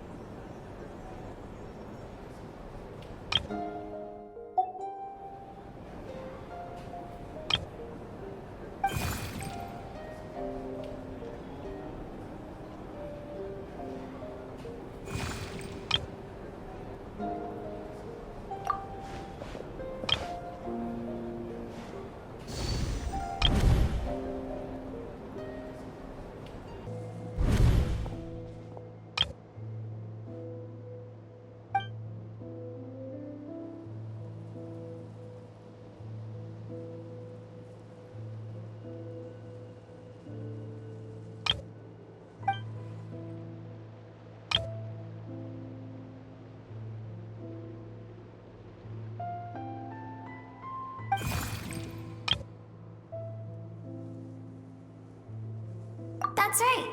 This is Skirk's inner world. Think of it as the threshold between the soul and dreams. This isn't your first time here, but what you remember is probably a space covered in darkness. I only managed to illuminate a small portion for you back then. Actually, it's my first time talking to someone like this. I only managed to break free and bring you here because the injury weakened her power. I guess that's why I can speak again, too. Call it fate, if you want. I think that's the word they use in this world for lucky coincidences like this, right? Now, before I take you to her, I gotta ask. You're the first outside visitor to ever come here. So, what's your impression of this place? Oh, you noticed. This river represents Skirk's strength. Strength accumulates over time. It is the summation of a person's lived experience. So this river is where all the fragments of Skirk's life should converge into a single stream of memories and emotions, flowing forward as one. But as you can see, this river has been severed numerous times. It's because Skirk doesn't like who she was in the past, and all she sees reflected in the river is a disgraceful shadow of who she was. She cuts through water and rock with the sword of reason, severs her connection with the past, and begins anew. You must learn to shut out all the pointless emotion. Crush the self that makes you weak, and become master over your physical form. This isn't my first taste of failure or losing power. When you fall, you get back up again and become stronger. That's how it is.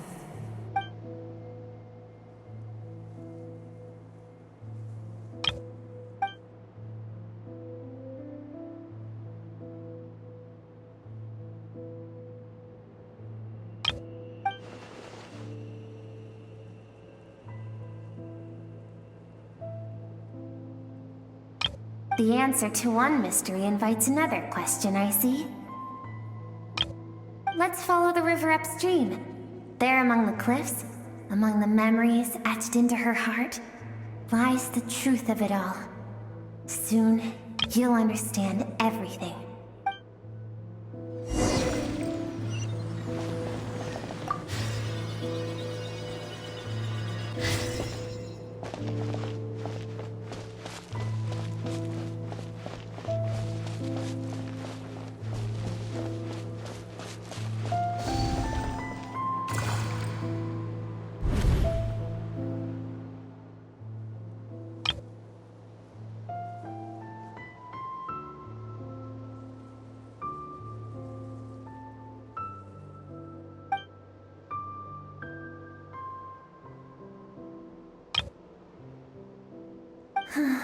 I've always thought that, even when falling leaves don't come from the same tree, they can still form bonds of kinship when they meet, like meteors.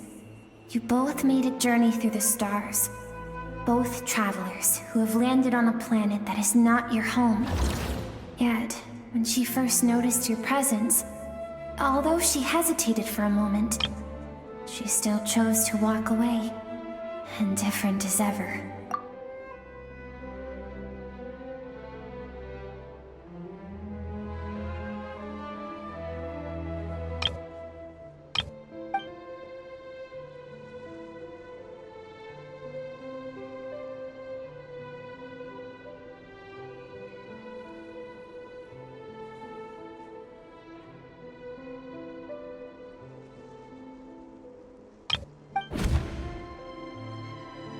Seems like you've answered your own question. Skirk sees herself as a trespasser in this world. She's made a conscious choice to avoid altering its path. But the reason for that decision stems from events much earlier on in her life. Let's keep going. It's still a long way to the source of the river.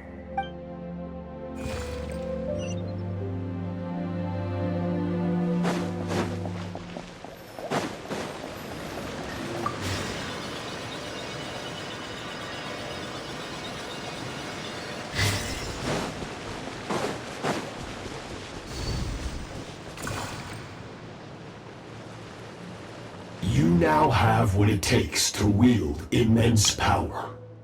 From this day forth, I shall teach you no more. No one can become a worthy warrior through imitation alone. I have given you fangs and claws. Now, you must learn to hunt. You wish me to travel the world beyond on my own, Master? Indeed. Make new friends. Embark on your own journey. and piece together a new future from the shattered remnants of your past. We will still have contact through the abyss, but know this. One day, I will take the life you worked so hard to rebuild and reduce it to ashes, just like the fire that haunts your mind. Why do you do that? I have told you before, fear is the catalyst for human evolution. You have tasted loss. You have known fear, so deep it can be felt in the bones. But as living beings, we all have an instinct to detach from that which harms us. And thus pain dampens over time, and the acrid taste of fear becomes but a distant memory. Yet now, I have bestowed upon you the gift of fear eternal. It will drown you in the nightmare of your childhood, or it shall drive you to defeat me, whatever the cost.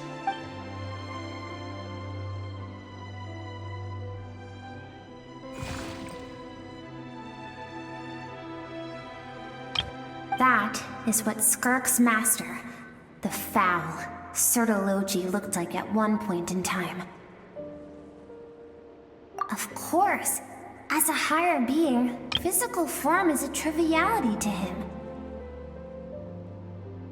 He could appear as a beast, a human, or even a monster that defies description. The form you see him in here, clad in abyssal armor, is the one he usually wears when traveling through the stars.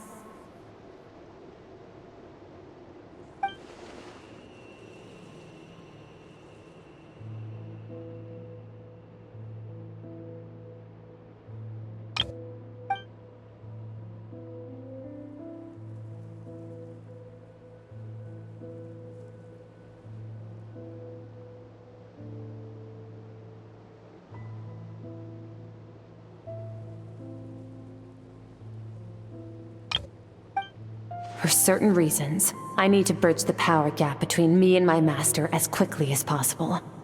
But first, I need to understand the source of his strength. To do that, I need to follow in his footsteps, walk the path he once walked, and somewhere along the way, I'll find out how to defeat him. That is my sole focus, and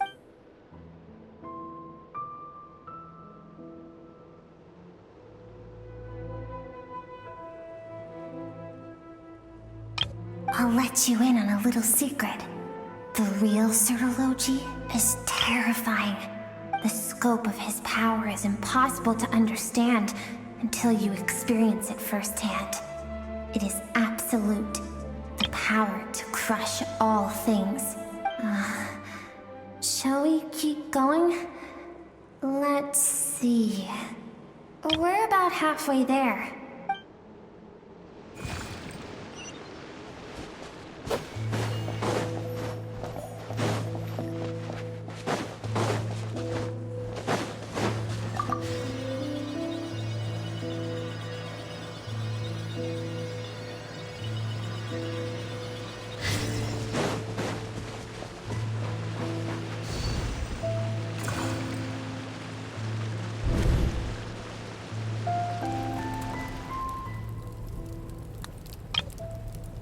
We've made it quite a ways already. This is Skirk, when she first began training under Sertologi. I have set your broken wrist. Tomorrow, you're to train twice as hard. No tears this time. Good. Attempting to garner sympathy through tears is a habit of the weak. A pitiful, useless ploy. Can I ask a question, Master? Why did you save me? I keep thinking, maybe it would be better if I had died. I wouldn't be haunted by that fire all the time. I wouldn't have to go on like this. I saved you because I have a plan for you. It has been too long since I fought a battle that demanded my full strength, and I hunger for it. Every so-called genius and prodigy I have faced has crumbled like sand underfoot. Before me, even fate bends the knee. So, I will teach you everything I know. Train you by whatever means necessary, in the hope that one day, you might surprise me. But I don't want to draw my sword against you, Master. What you want matters little. Among the boundless sea of stars, the cries of the weak are but faint murmurs that disappear into the void. You of all people know that well. Yes, Master. From that day forward, all she knew was grueling training, emptiness, and after some time, her talent bloomed, and she gained control over her emotions, like her master. How should I put it? It was not that human emotion disappeared from her heart, but that reason came to dictate all she was allowed to feel. I suppose it was at this point that she became the Skirk you know today.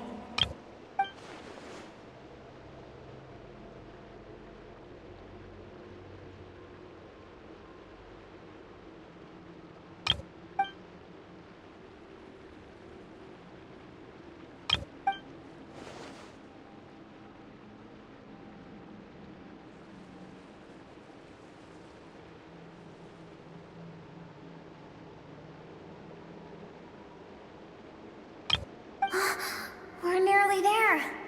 I almost don't want to reach the end.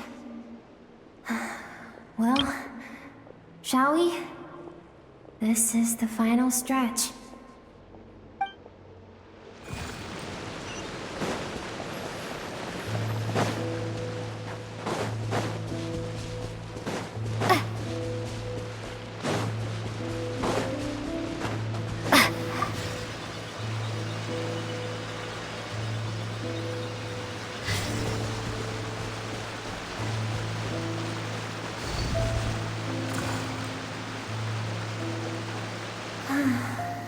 These are Skirk's happiest memories.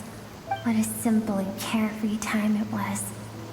Wisps of clouds dotted the sky. The sun bathed everything in golden light. And when song filled the air, not even the shyest of flowers could resist swaying along. This is Skirk's homeland. She was so curious about everything as a child. Always skipping school to go exploring instead. There was so much to discover. The treasures at the bottom of the sea. The secrets beyond the stars. And that merchant ship packed with adults wearing those strange clothes. Yes, the ship. That was the beginning of the end. It was a spaceship. When it arrived, the people that disembarked wore smiles on their faces and spoke of friendship. They claimed to be merchants from a neighboring planet, looking to establish trade. Skirk's parents, her relatives, her neighbors, everyone welcomed the newcomers with open arms and allowed them to explore the planet. To them, the visitors were guests and should be treated with hospitality. No one had any idea of what was to come. Several months later, an army of unknown origin arrived without warning and carried out a ruthless campaign to destroy everything and everyone on the planet. Skirk had skipped school that day, like so many times before, so she was not caught in the immediate wave of destruction. But when she came home that day, only fire and ruin awaited her. Countless people cried out to her for help. People she knew and loved. Friends and relatives. The little girl who lived next door. The shop owner with the bad leg. The bad-tempered teacher she had made fun of just that morning. Their lives were discarded like worthless trash. As the fire consumed one life after another, Skirk was helpless. All she could do was run. And so she did. She kept running, until an unexpected figure crossed her path. If Sertology hadn't been there in that moment, the fire would have claimed her life too. And there she would have remained, left to rot in the scorched earth, with no answer as to why any of this was happening.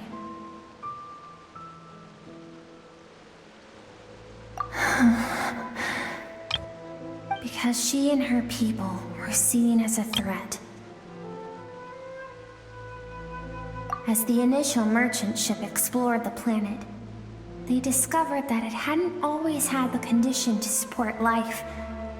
Yet there was evidence of human activity, even during the periods of extreme heat or cold in the past.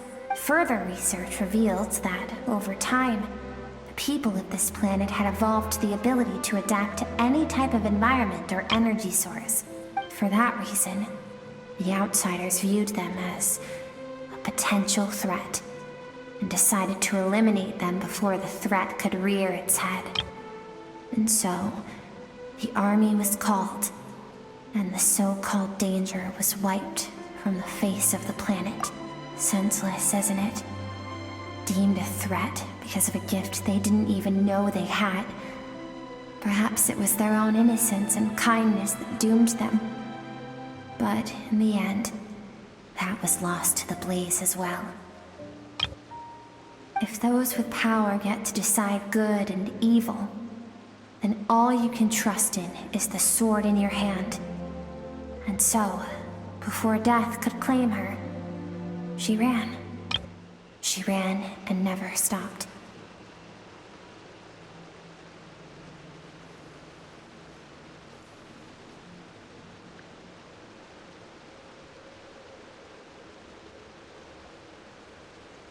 No one wants to relive their most painful moments.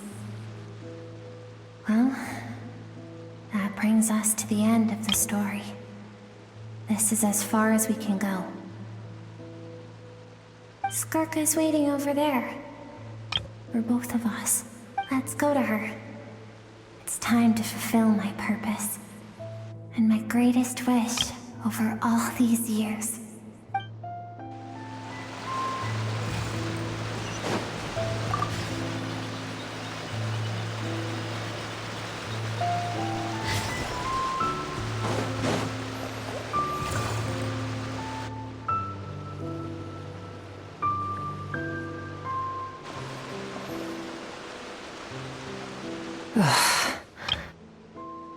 So all this, just so you could bring her here?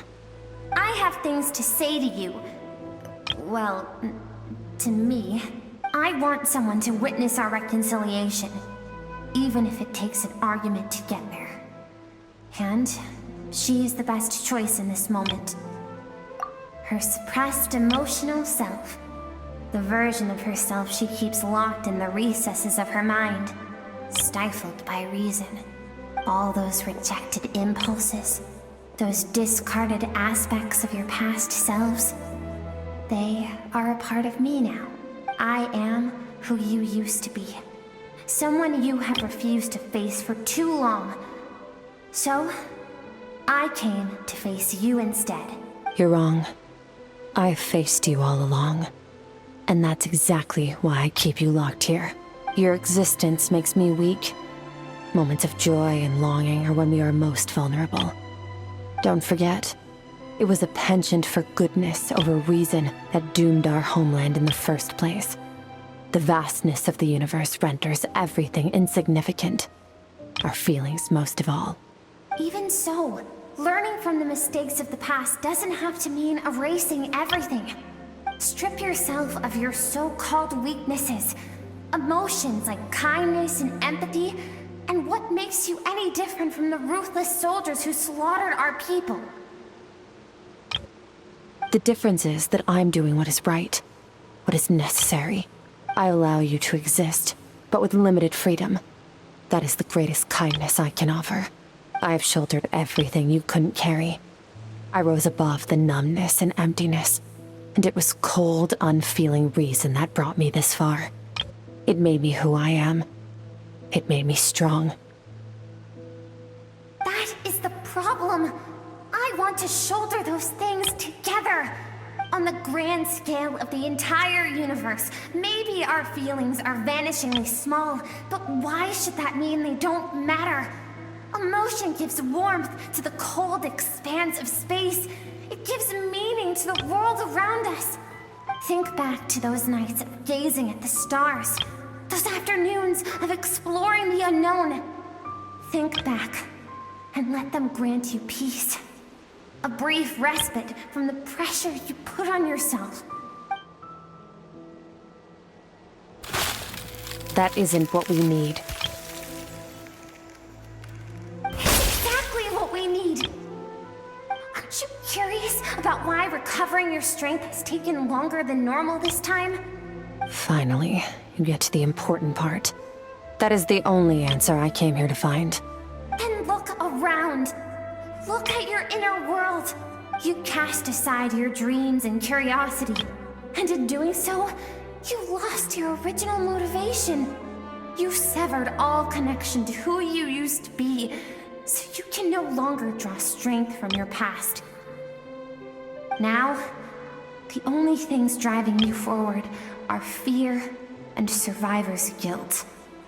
But these cannot take you far enough. And so, this river, the source of your strength, grows more polluted by the day. And do you think that means I should seek help from a weak little thing like you?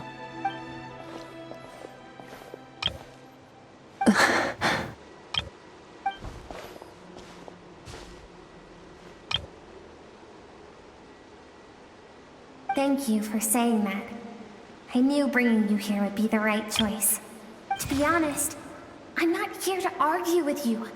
This isn't about who's right or wrong. And in fact, I agree that in order to make it through the wake of that tragedy, we had to distance ourselves from the pain through reason over emotion.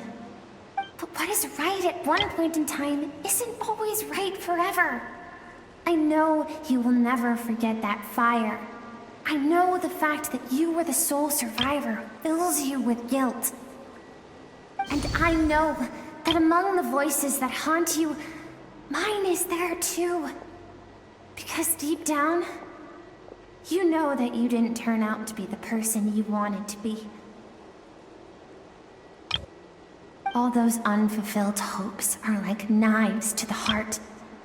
And I don't want you to hurt anymore. So even if you can't accept me, I hope, at least, that you can let go. I keep thinking, maybe it would be better if I had died. I wouldn't be haunted by that fire all the time. I wouldn't have to go on like this.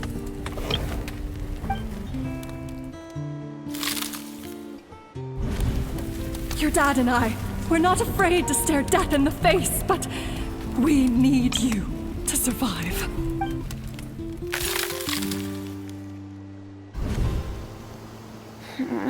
I'm sick of being a kid.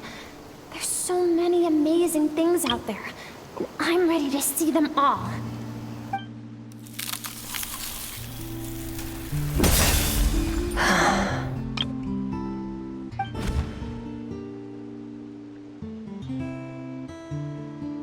I remember. There was a song Mom and Dad always sang when we went out to fetch water. Dancing water. The sand along your path is begging for your song and movement. Will you carry this burden with you on your journey? I am not the dancing water, and you are not the burdensome sand. But if this is your wish, then I will carry you with me until the end. Thank you. I should be thanking you.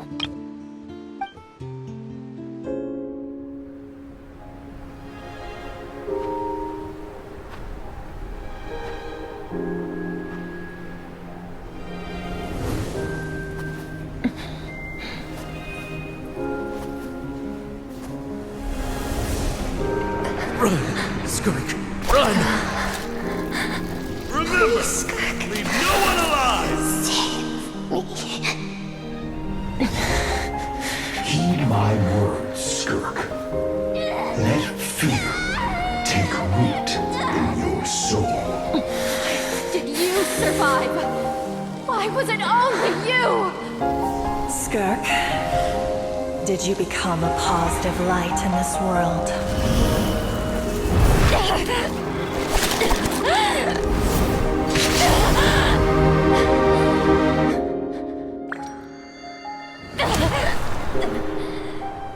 Hey, this doesn't have to be the end.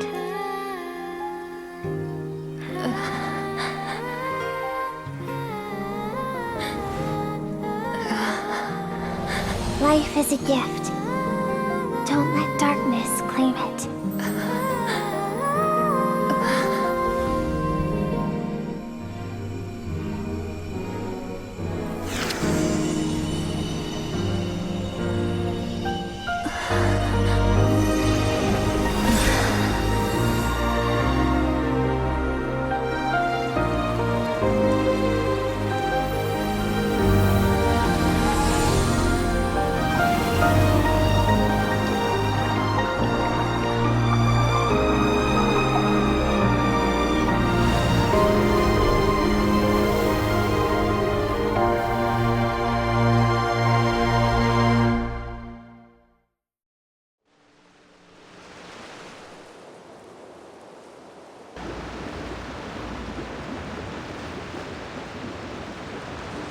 So, you saw my memories then.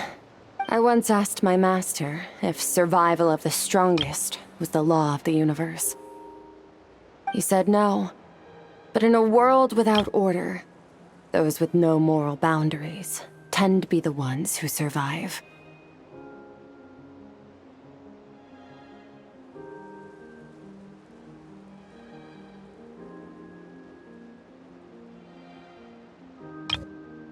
That's why, after hearing his answer, an idea came to mind.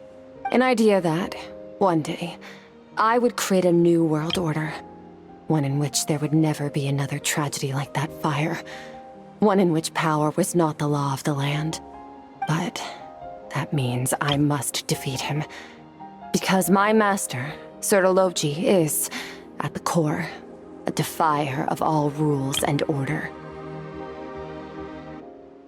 Yes, and not just because of the gap in our abilities, but also because I have no reason to see him as an enemy. Although his decision to train me was not made out of kindness, he did everything a master should.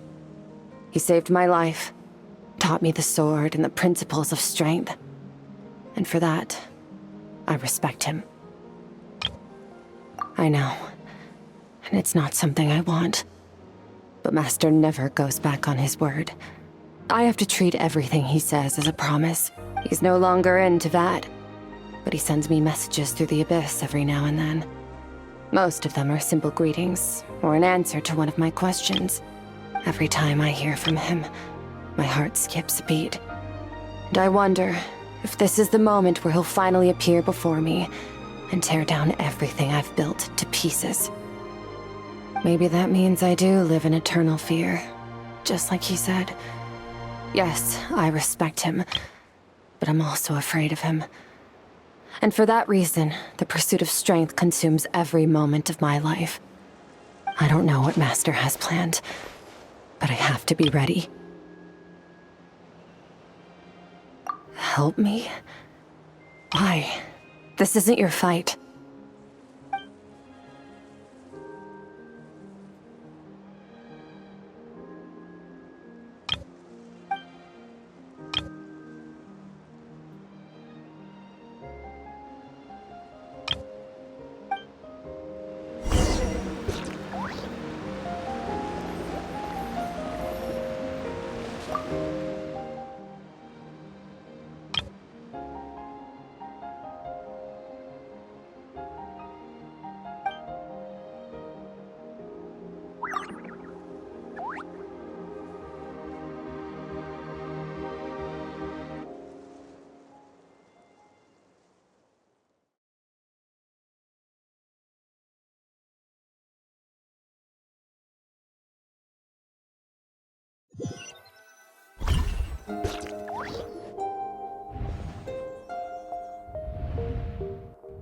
Oh, you're finally awake! Honestly, Paimon was gone for like 2 seconds and then she comes back and finds you both unconscious? Oh, you scared Paimon half to death! You're both okay, right? What does it look like?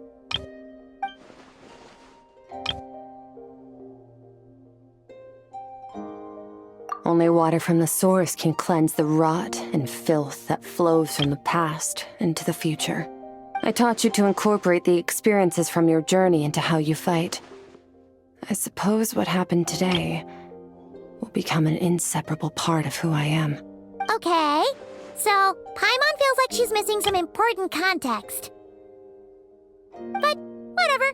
Paimon brought back tons of delicious snacks! Let's dig in!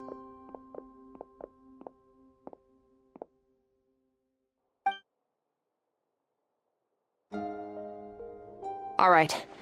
It's about time we finished what we started. We're gonna deal with this thief for good, right? This time, I'm not going to tell you to hold back. But having digested even more power in the meantime, he's going to be tougher than before. The good news is, we have no reason to pull our punches this time. So, let's go. Same place as last time.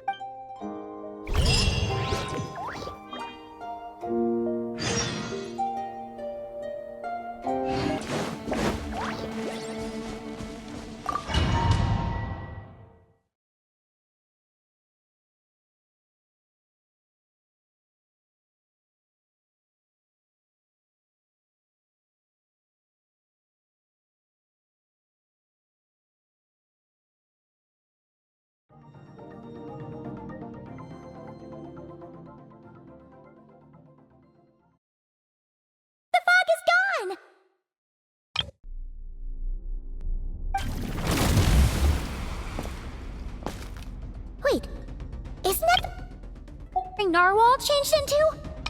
How come he knows that, too? Really?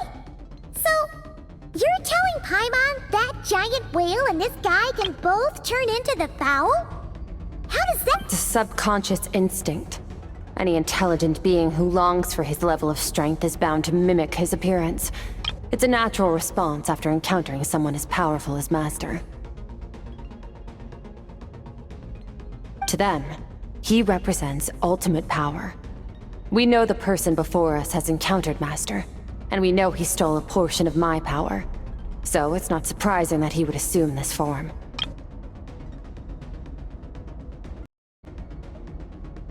Okay. Oh, the closer Paimon looks, the more intimidating it gets. Nervalette isn't here this time, so it's up to us. He won't have the nerve to steal again after we're done with him. Let's teach this guy a lesson!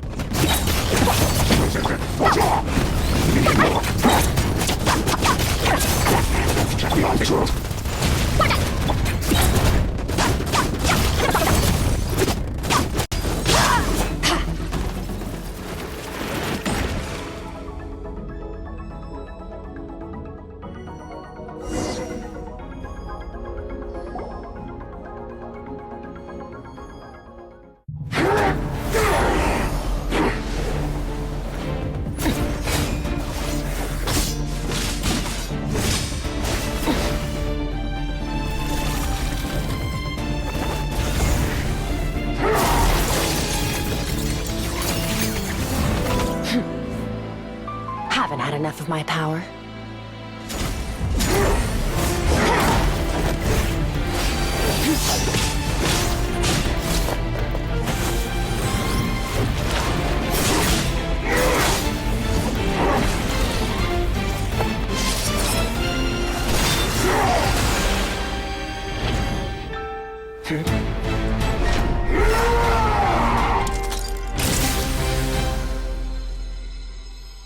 Well then, let's see how much more of this power you can handle.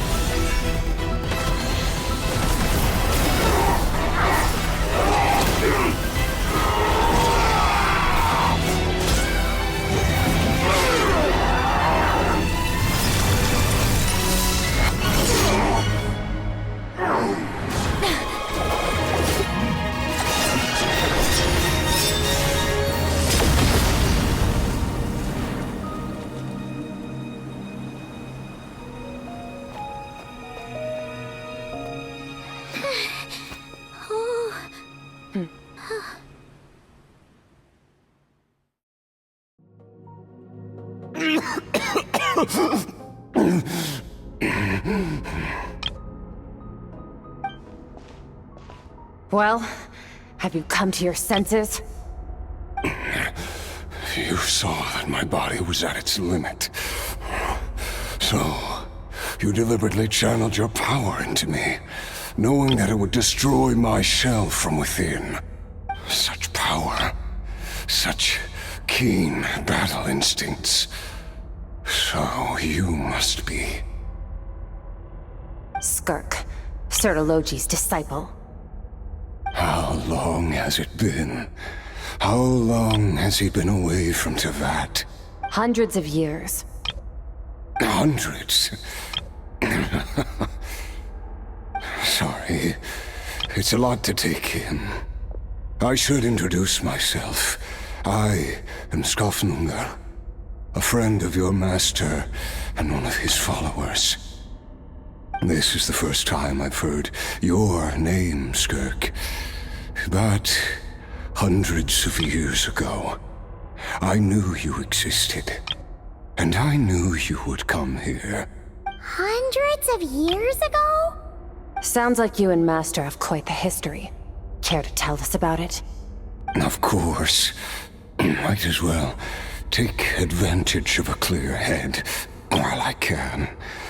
The story starts a long, long time ago. I was born into a noble family in Conria. As the eldest son, I was set to inherit our title. But I contracted an incurable illness as a child, and everyone gave up on me.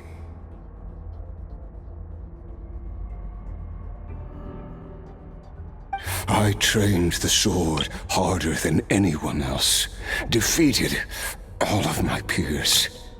But it was all in vain. When other people looked at me, all I saw in their eyes was pity or a strange glee in my misfortune. Even my parents were just waiting for me to die. Over time, my heart hardened, and I became aimless. That was the point where I met your master, Sertologi. We were similar in age, but different in background. He was born in prison, the son of criminals who had been sentenced to death. He spent his childhood wandering the streets, facing more criticism than the literary works in the Universitas Magistrorum. Yet, he always wore a smile on his face, as if kindness and malice were one and the same, and he could not see the difference. I still remember what he said to me when we first met.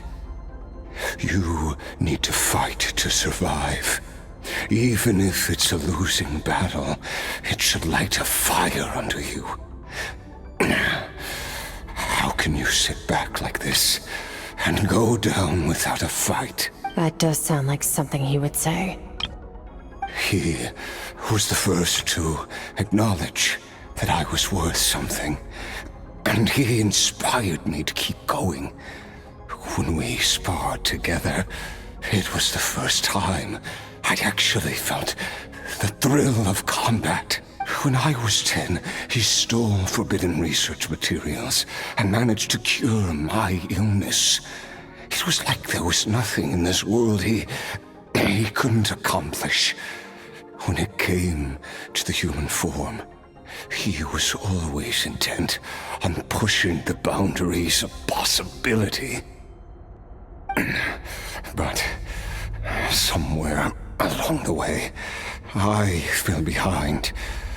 My talents were nothing compared to his, and at some point, I realized he had pulled so far ahead, I was too embarrassed to even ask him to spar.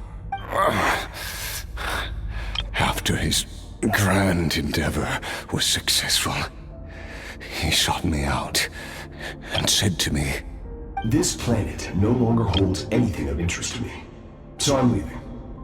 But first, I have an offer. I can use a power I have just refined to break the curse of immortality for you. Your death was once what we worked so hard to prevent. But the immortality you now face is a different kind of pain altogether." I'll pass. Immortality doesn't sound so bad to me. Since I can't die, it means I have an infinite amount of time to get stronger. Maybe I'll finally catch up to you one day, and we can spar like we used to. Are you sure? I cannot say when I will return. Your body, or rather, your soul, might not be able to withstand this curse.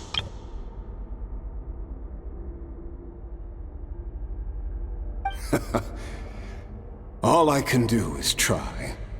After all, a wise man once told me, people need to fight for their own survival. Wise indeed. Nevertheless, if you grow weary of the pain of immortality, and wish to experience a good sparring match before you wither away, seek out my disciple. Disciple?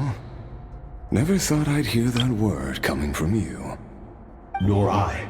But Betwixt said I was destined to find a disciple out there in the universe, and bring her to Tibet.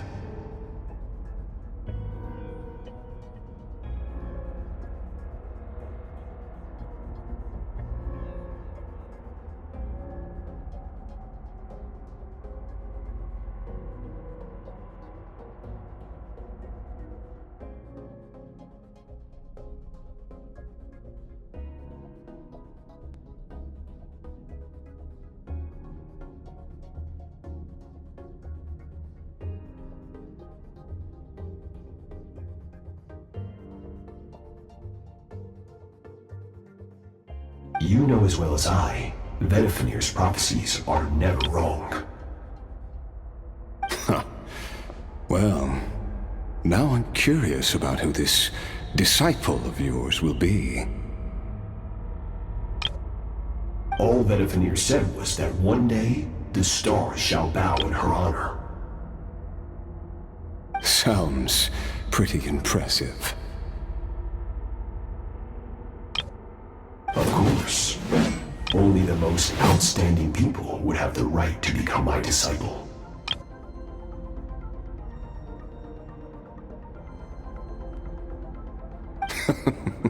Still self-assured as ever, I see. But you're not wrong. I'll be leaving then. Oh, and if you were serious about getting stronger, I left you a little gift in the primordial sea. As I've said before, walk whatever path you want. Freedom means even the wicked get to make their own choices. Waiting for me in the primordial sea was the all-devouring narwhal, already beaten into submission by Sertology. In its weakened state, I was able to cut off part of its flesh and sew it into my own heart. Your heart? That sounds like torture! How did you even survive that?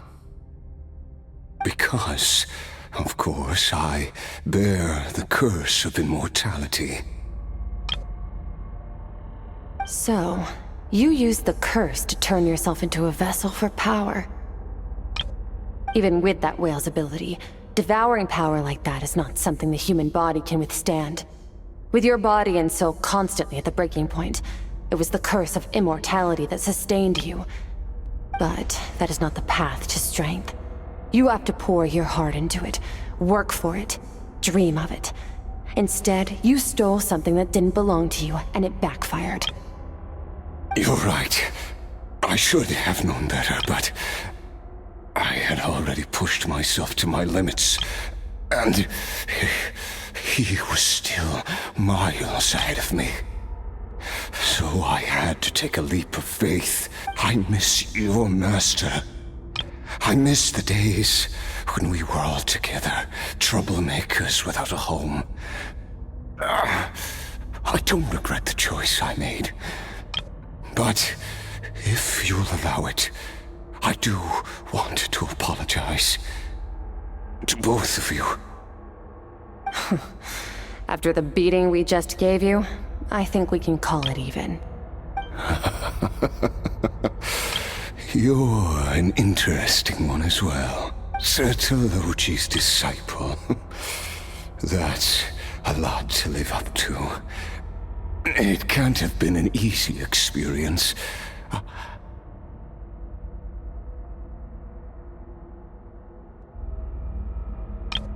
I know what he's like. He rules with an iron fist, using despair and fear to force you to catch up to him, all the while standing ever out of reach.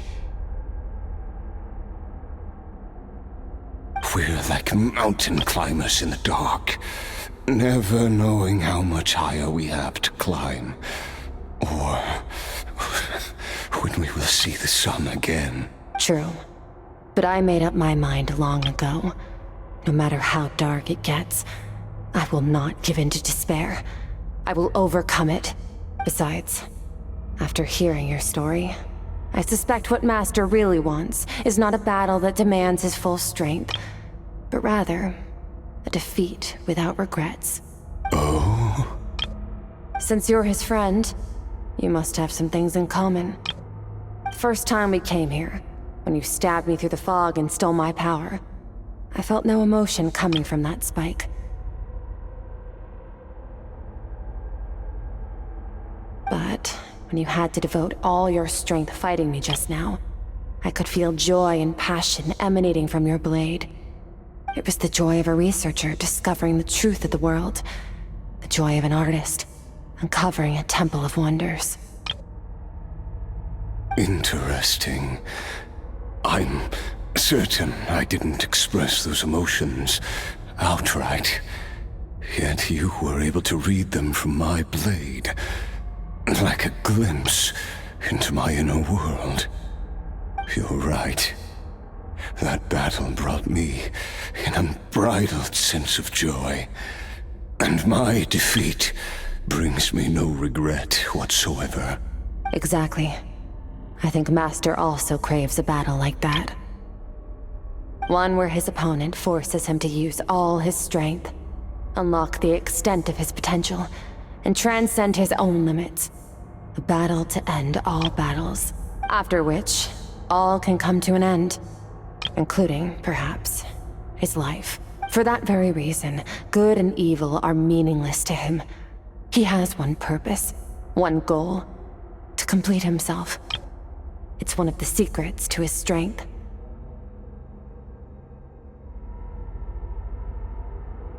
Perhaps you're right. Perhaps that is his goal. What a battle that would be. Oh, to witness such a... Are you okay? Too many different kinds of power are surging through my body. The curse of immortality allows it all to coexist, but it does not remove the pain. I won't be able to hold on to my sanity for much longer. What a shame. I would have loved to witness that battle. Sertologi once offered to free me from this curse. Now, I must ask that of you, Skirk. Can you release me from the pain? I can. But not through death, if that's what you were hoping for. It's not a suitable punishment for your crime. As an alternative, I can take your consciousness, along with all the power you've consumed, and smash it to pieces.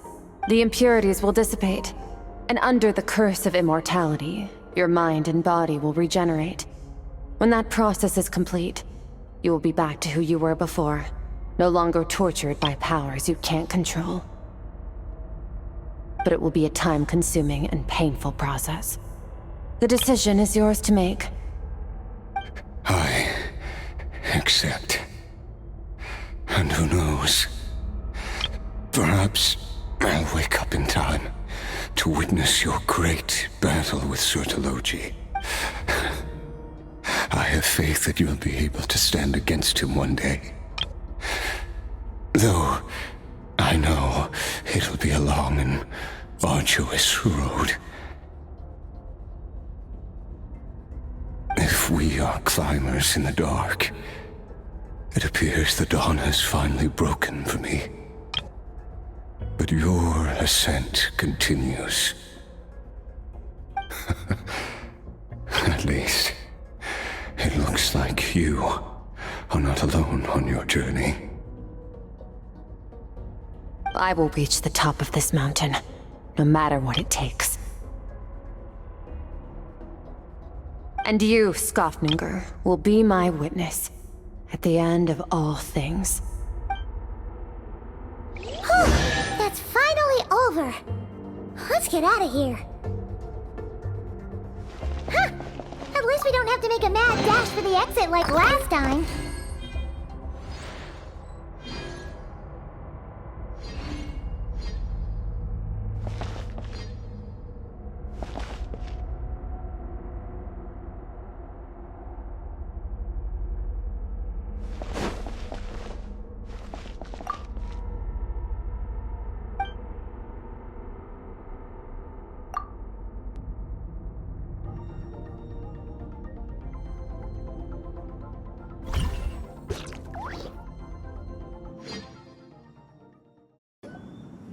We did it!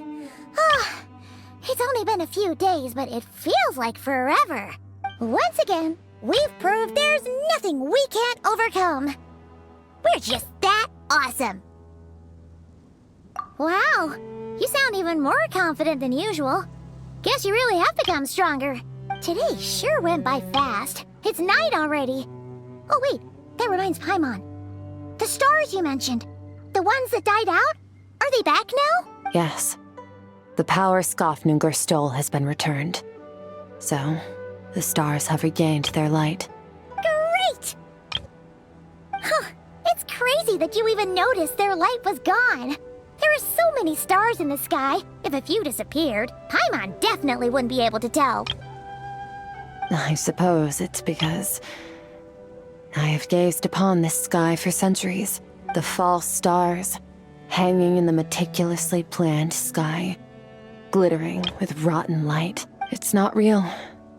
And yet, it is for that very reason that I can look upon it and enjoy the momentary peace it brings.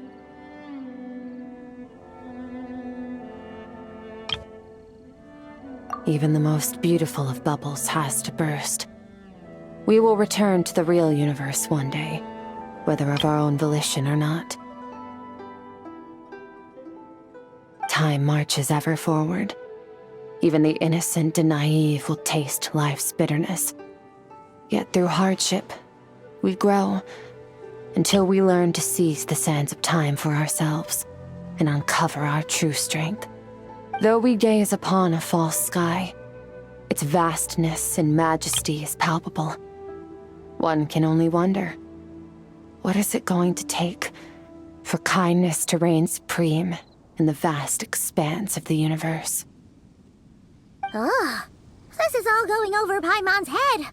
But if she knows one thing, it's that the Traveler always finds a way. Ever since we met, she has filled Paimon's days with happiness. No matter how tough things get, she always finds a way to make it better. If it's too big a job for one person, then we'll do it with two. And if two's still not enough, then 3. We've met so many amazing friends and accomplished so many amazing things. As long as we don't give up, we can make any wish come true. I suppose when it comes to you, anything is possible. Well, I should be going. Now that my power is no longer isolated from my emotions, I need more practice to get used to it. I suppose fate will decide. Maybe we'll bump into each other on the street. Or maybe we'll reunite on a different planet entirely. Regardless, reunions and partings are but passing moments.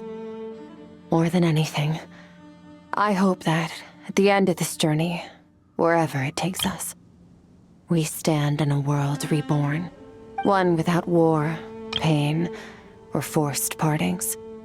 One where new life can bloom, even where there was once nothing but scorched earth. For this, we must all work to become stronger. If that's what you want to call me, I won't object. Goodbye. Bye!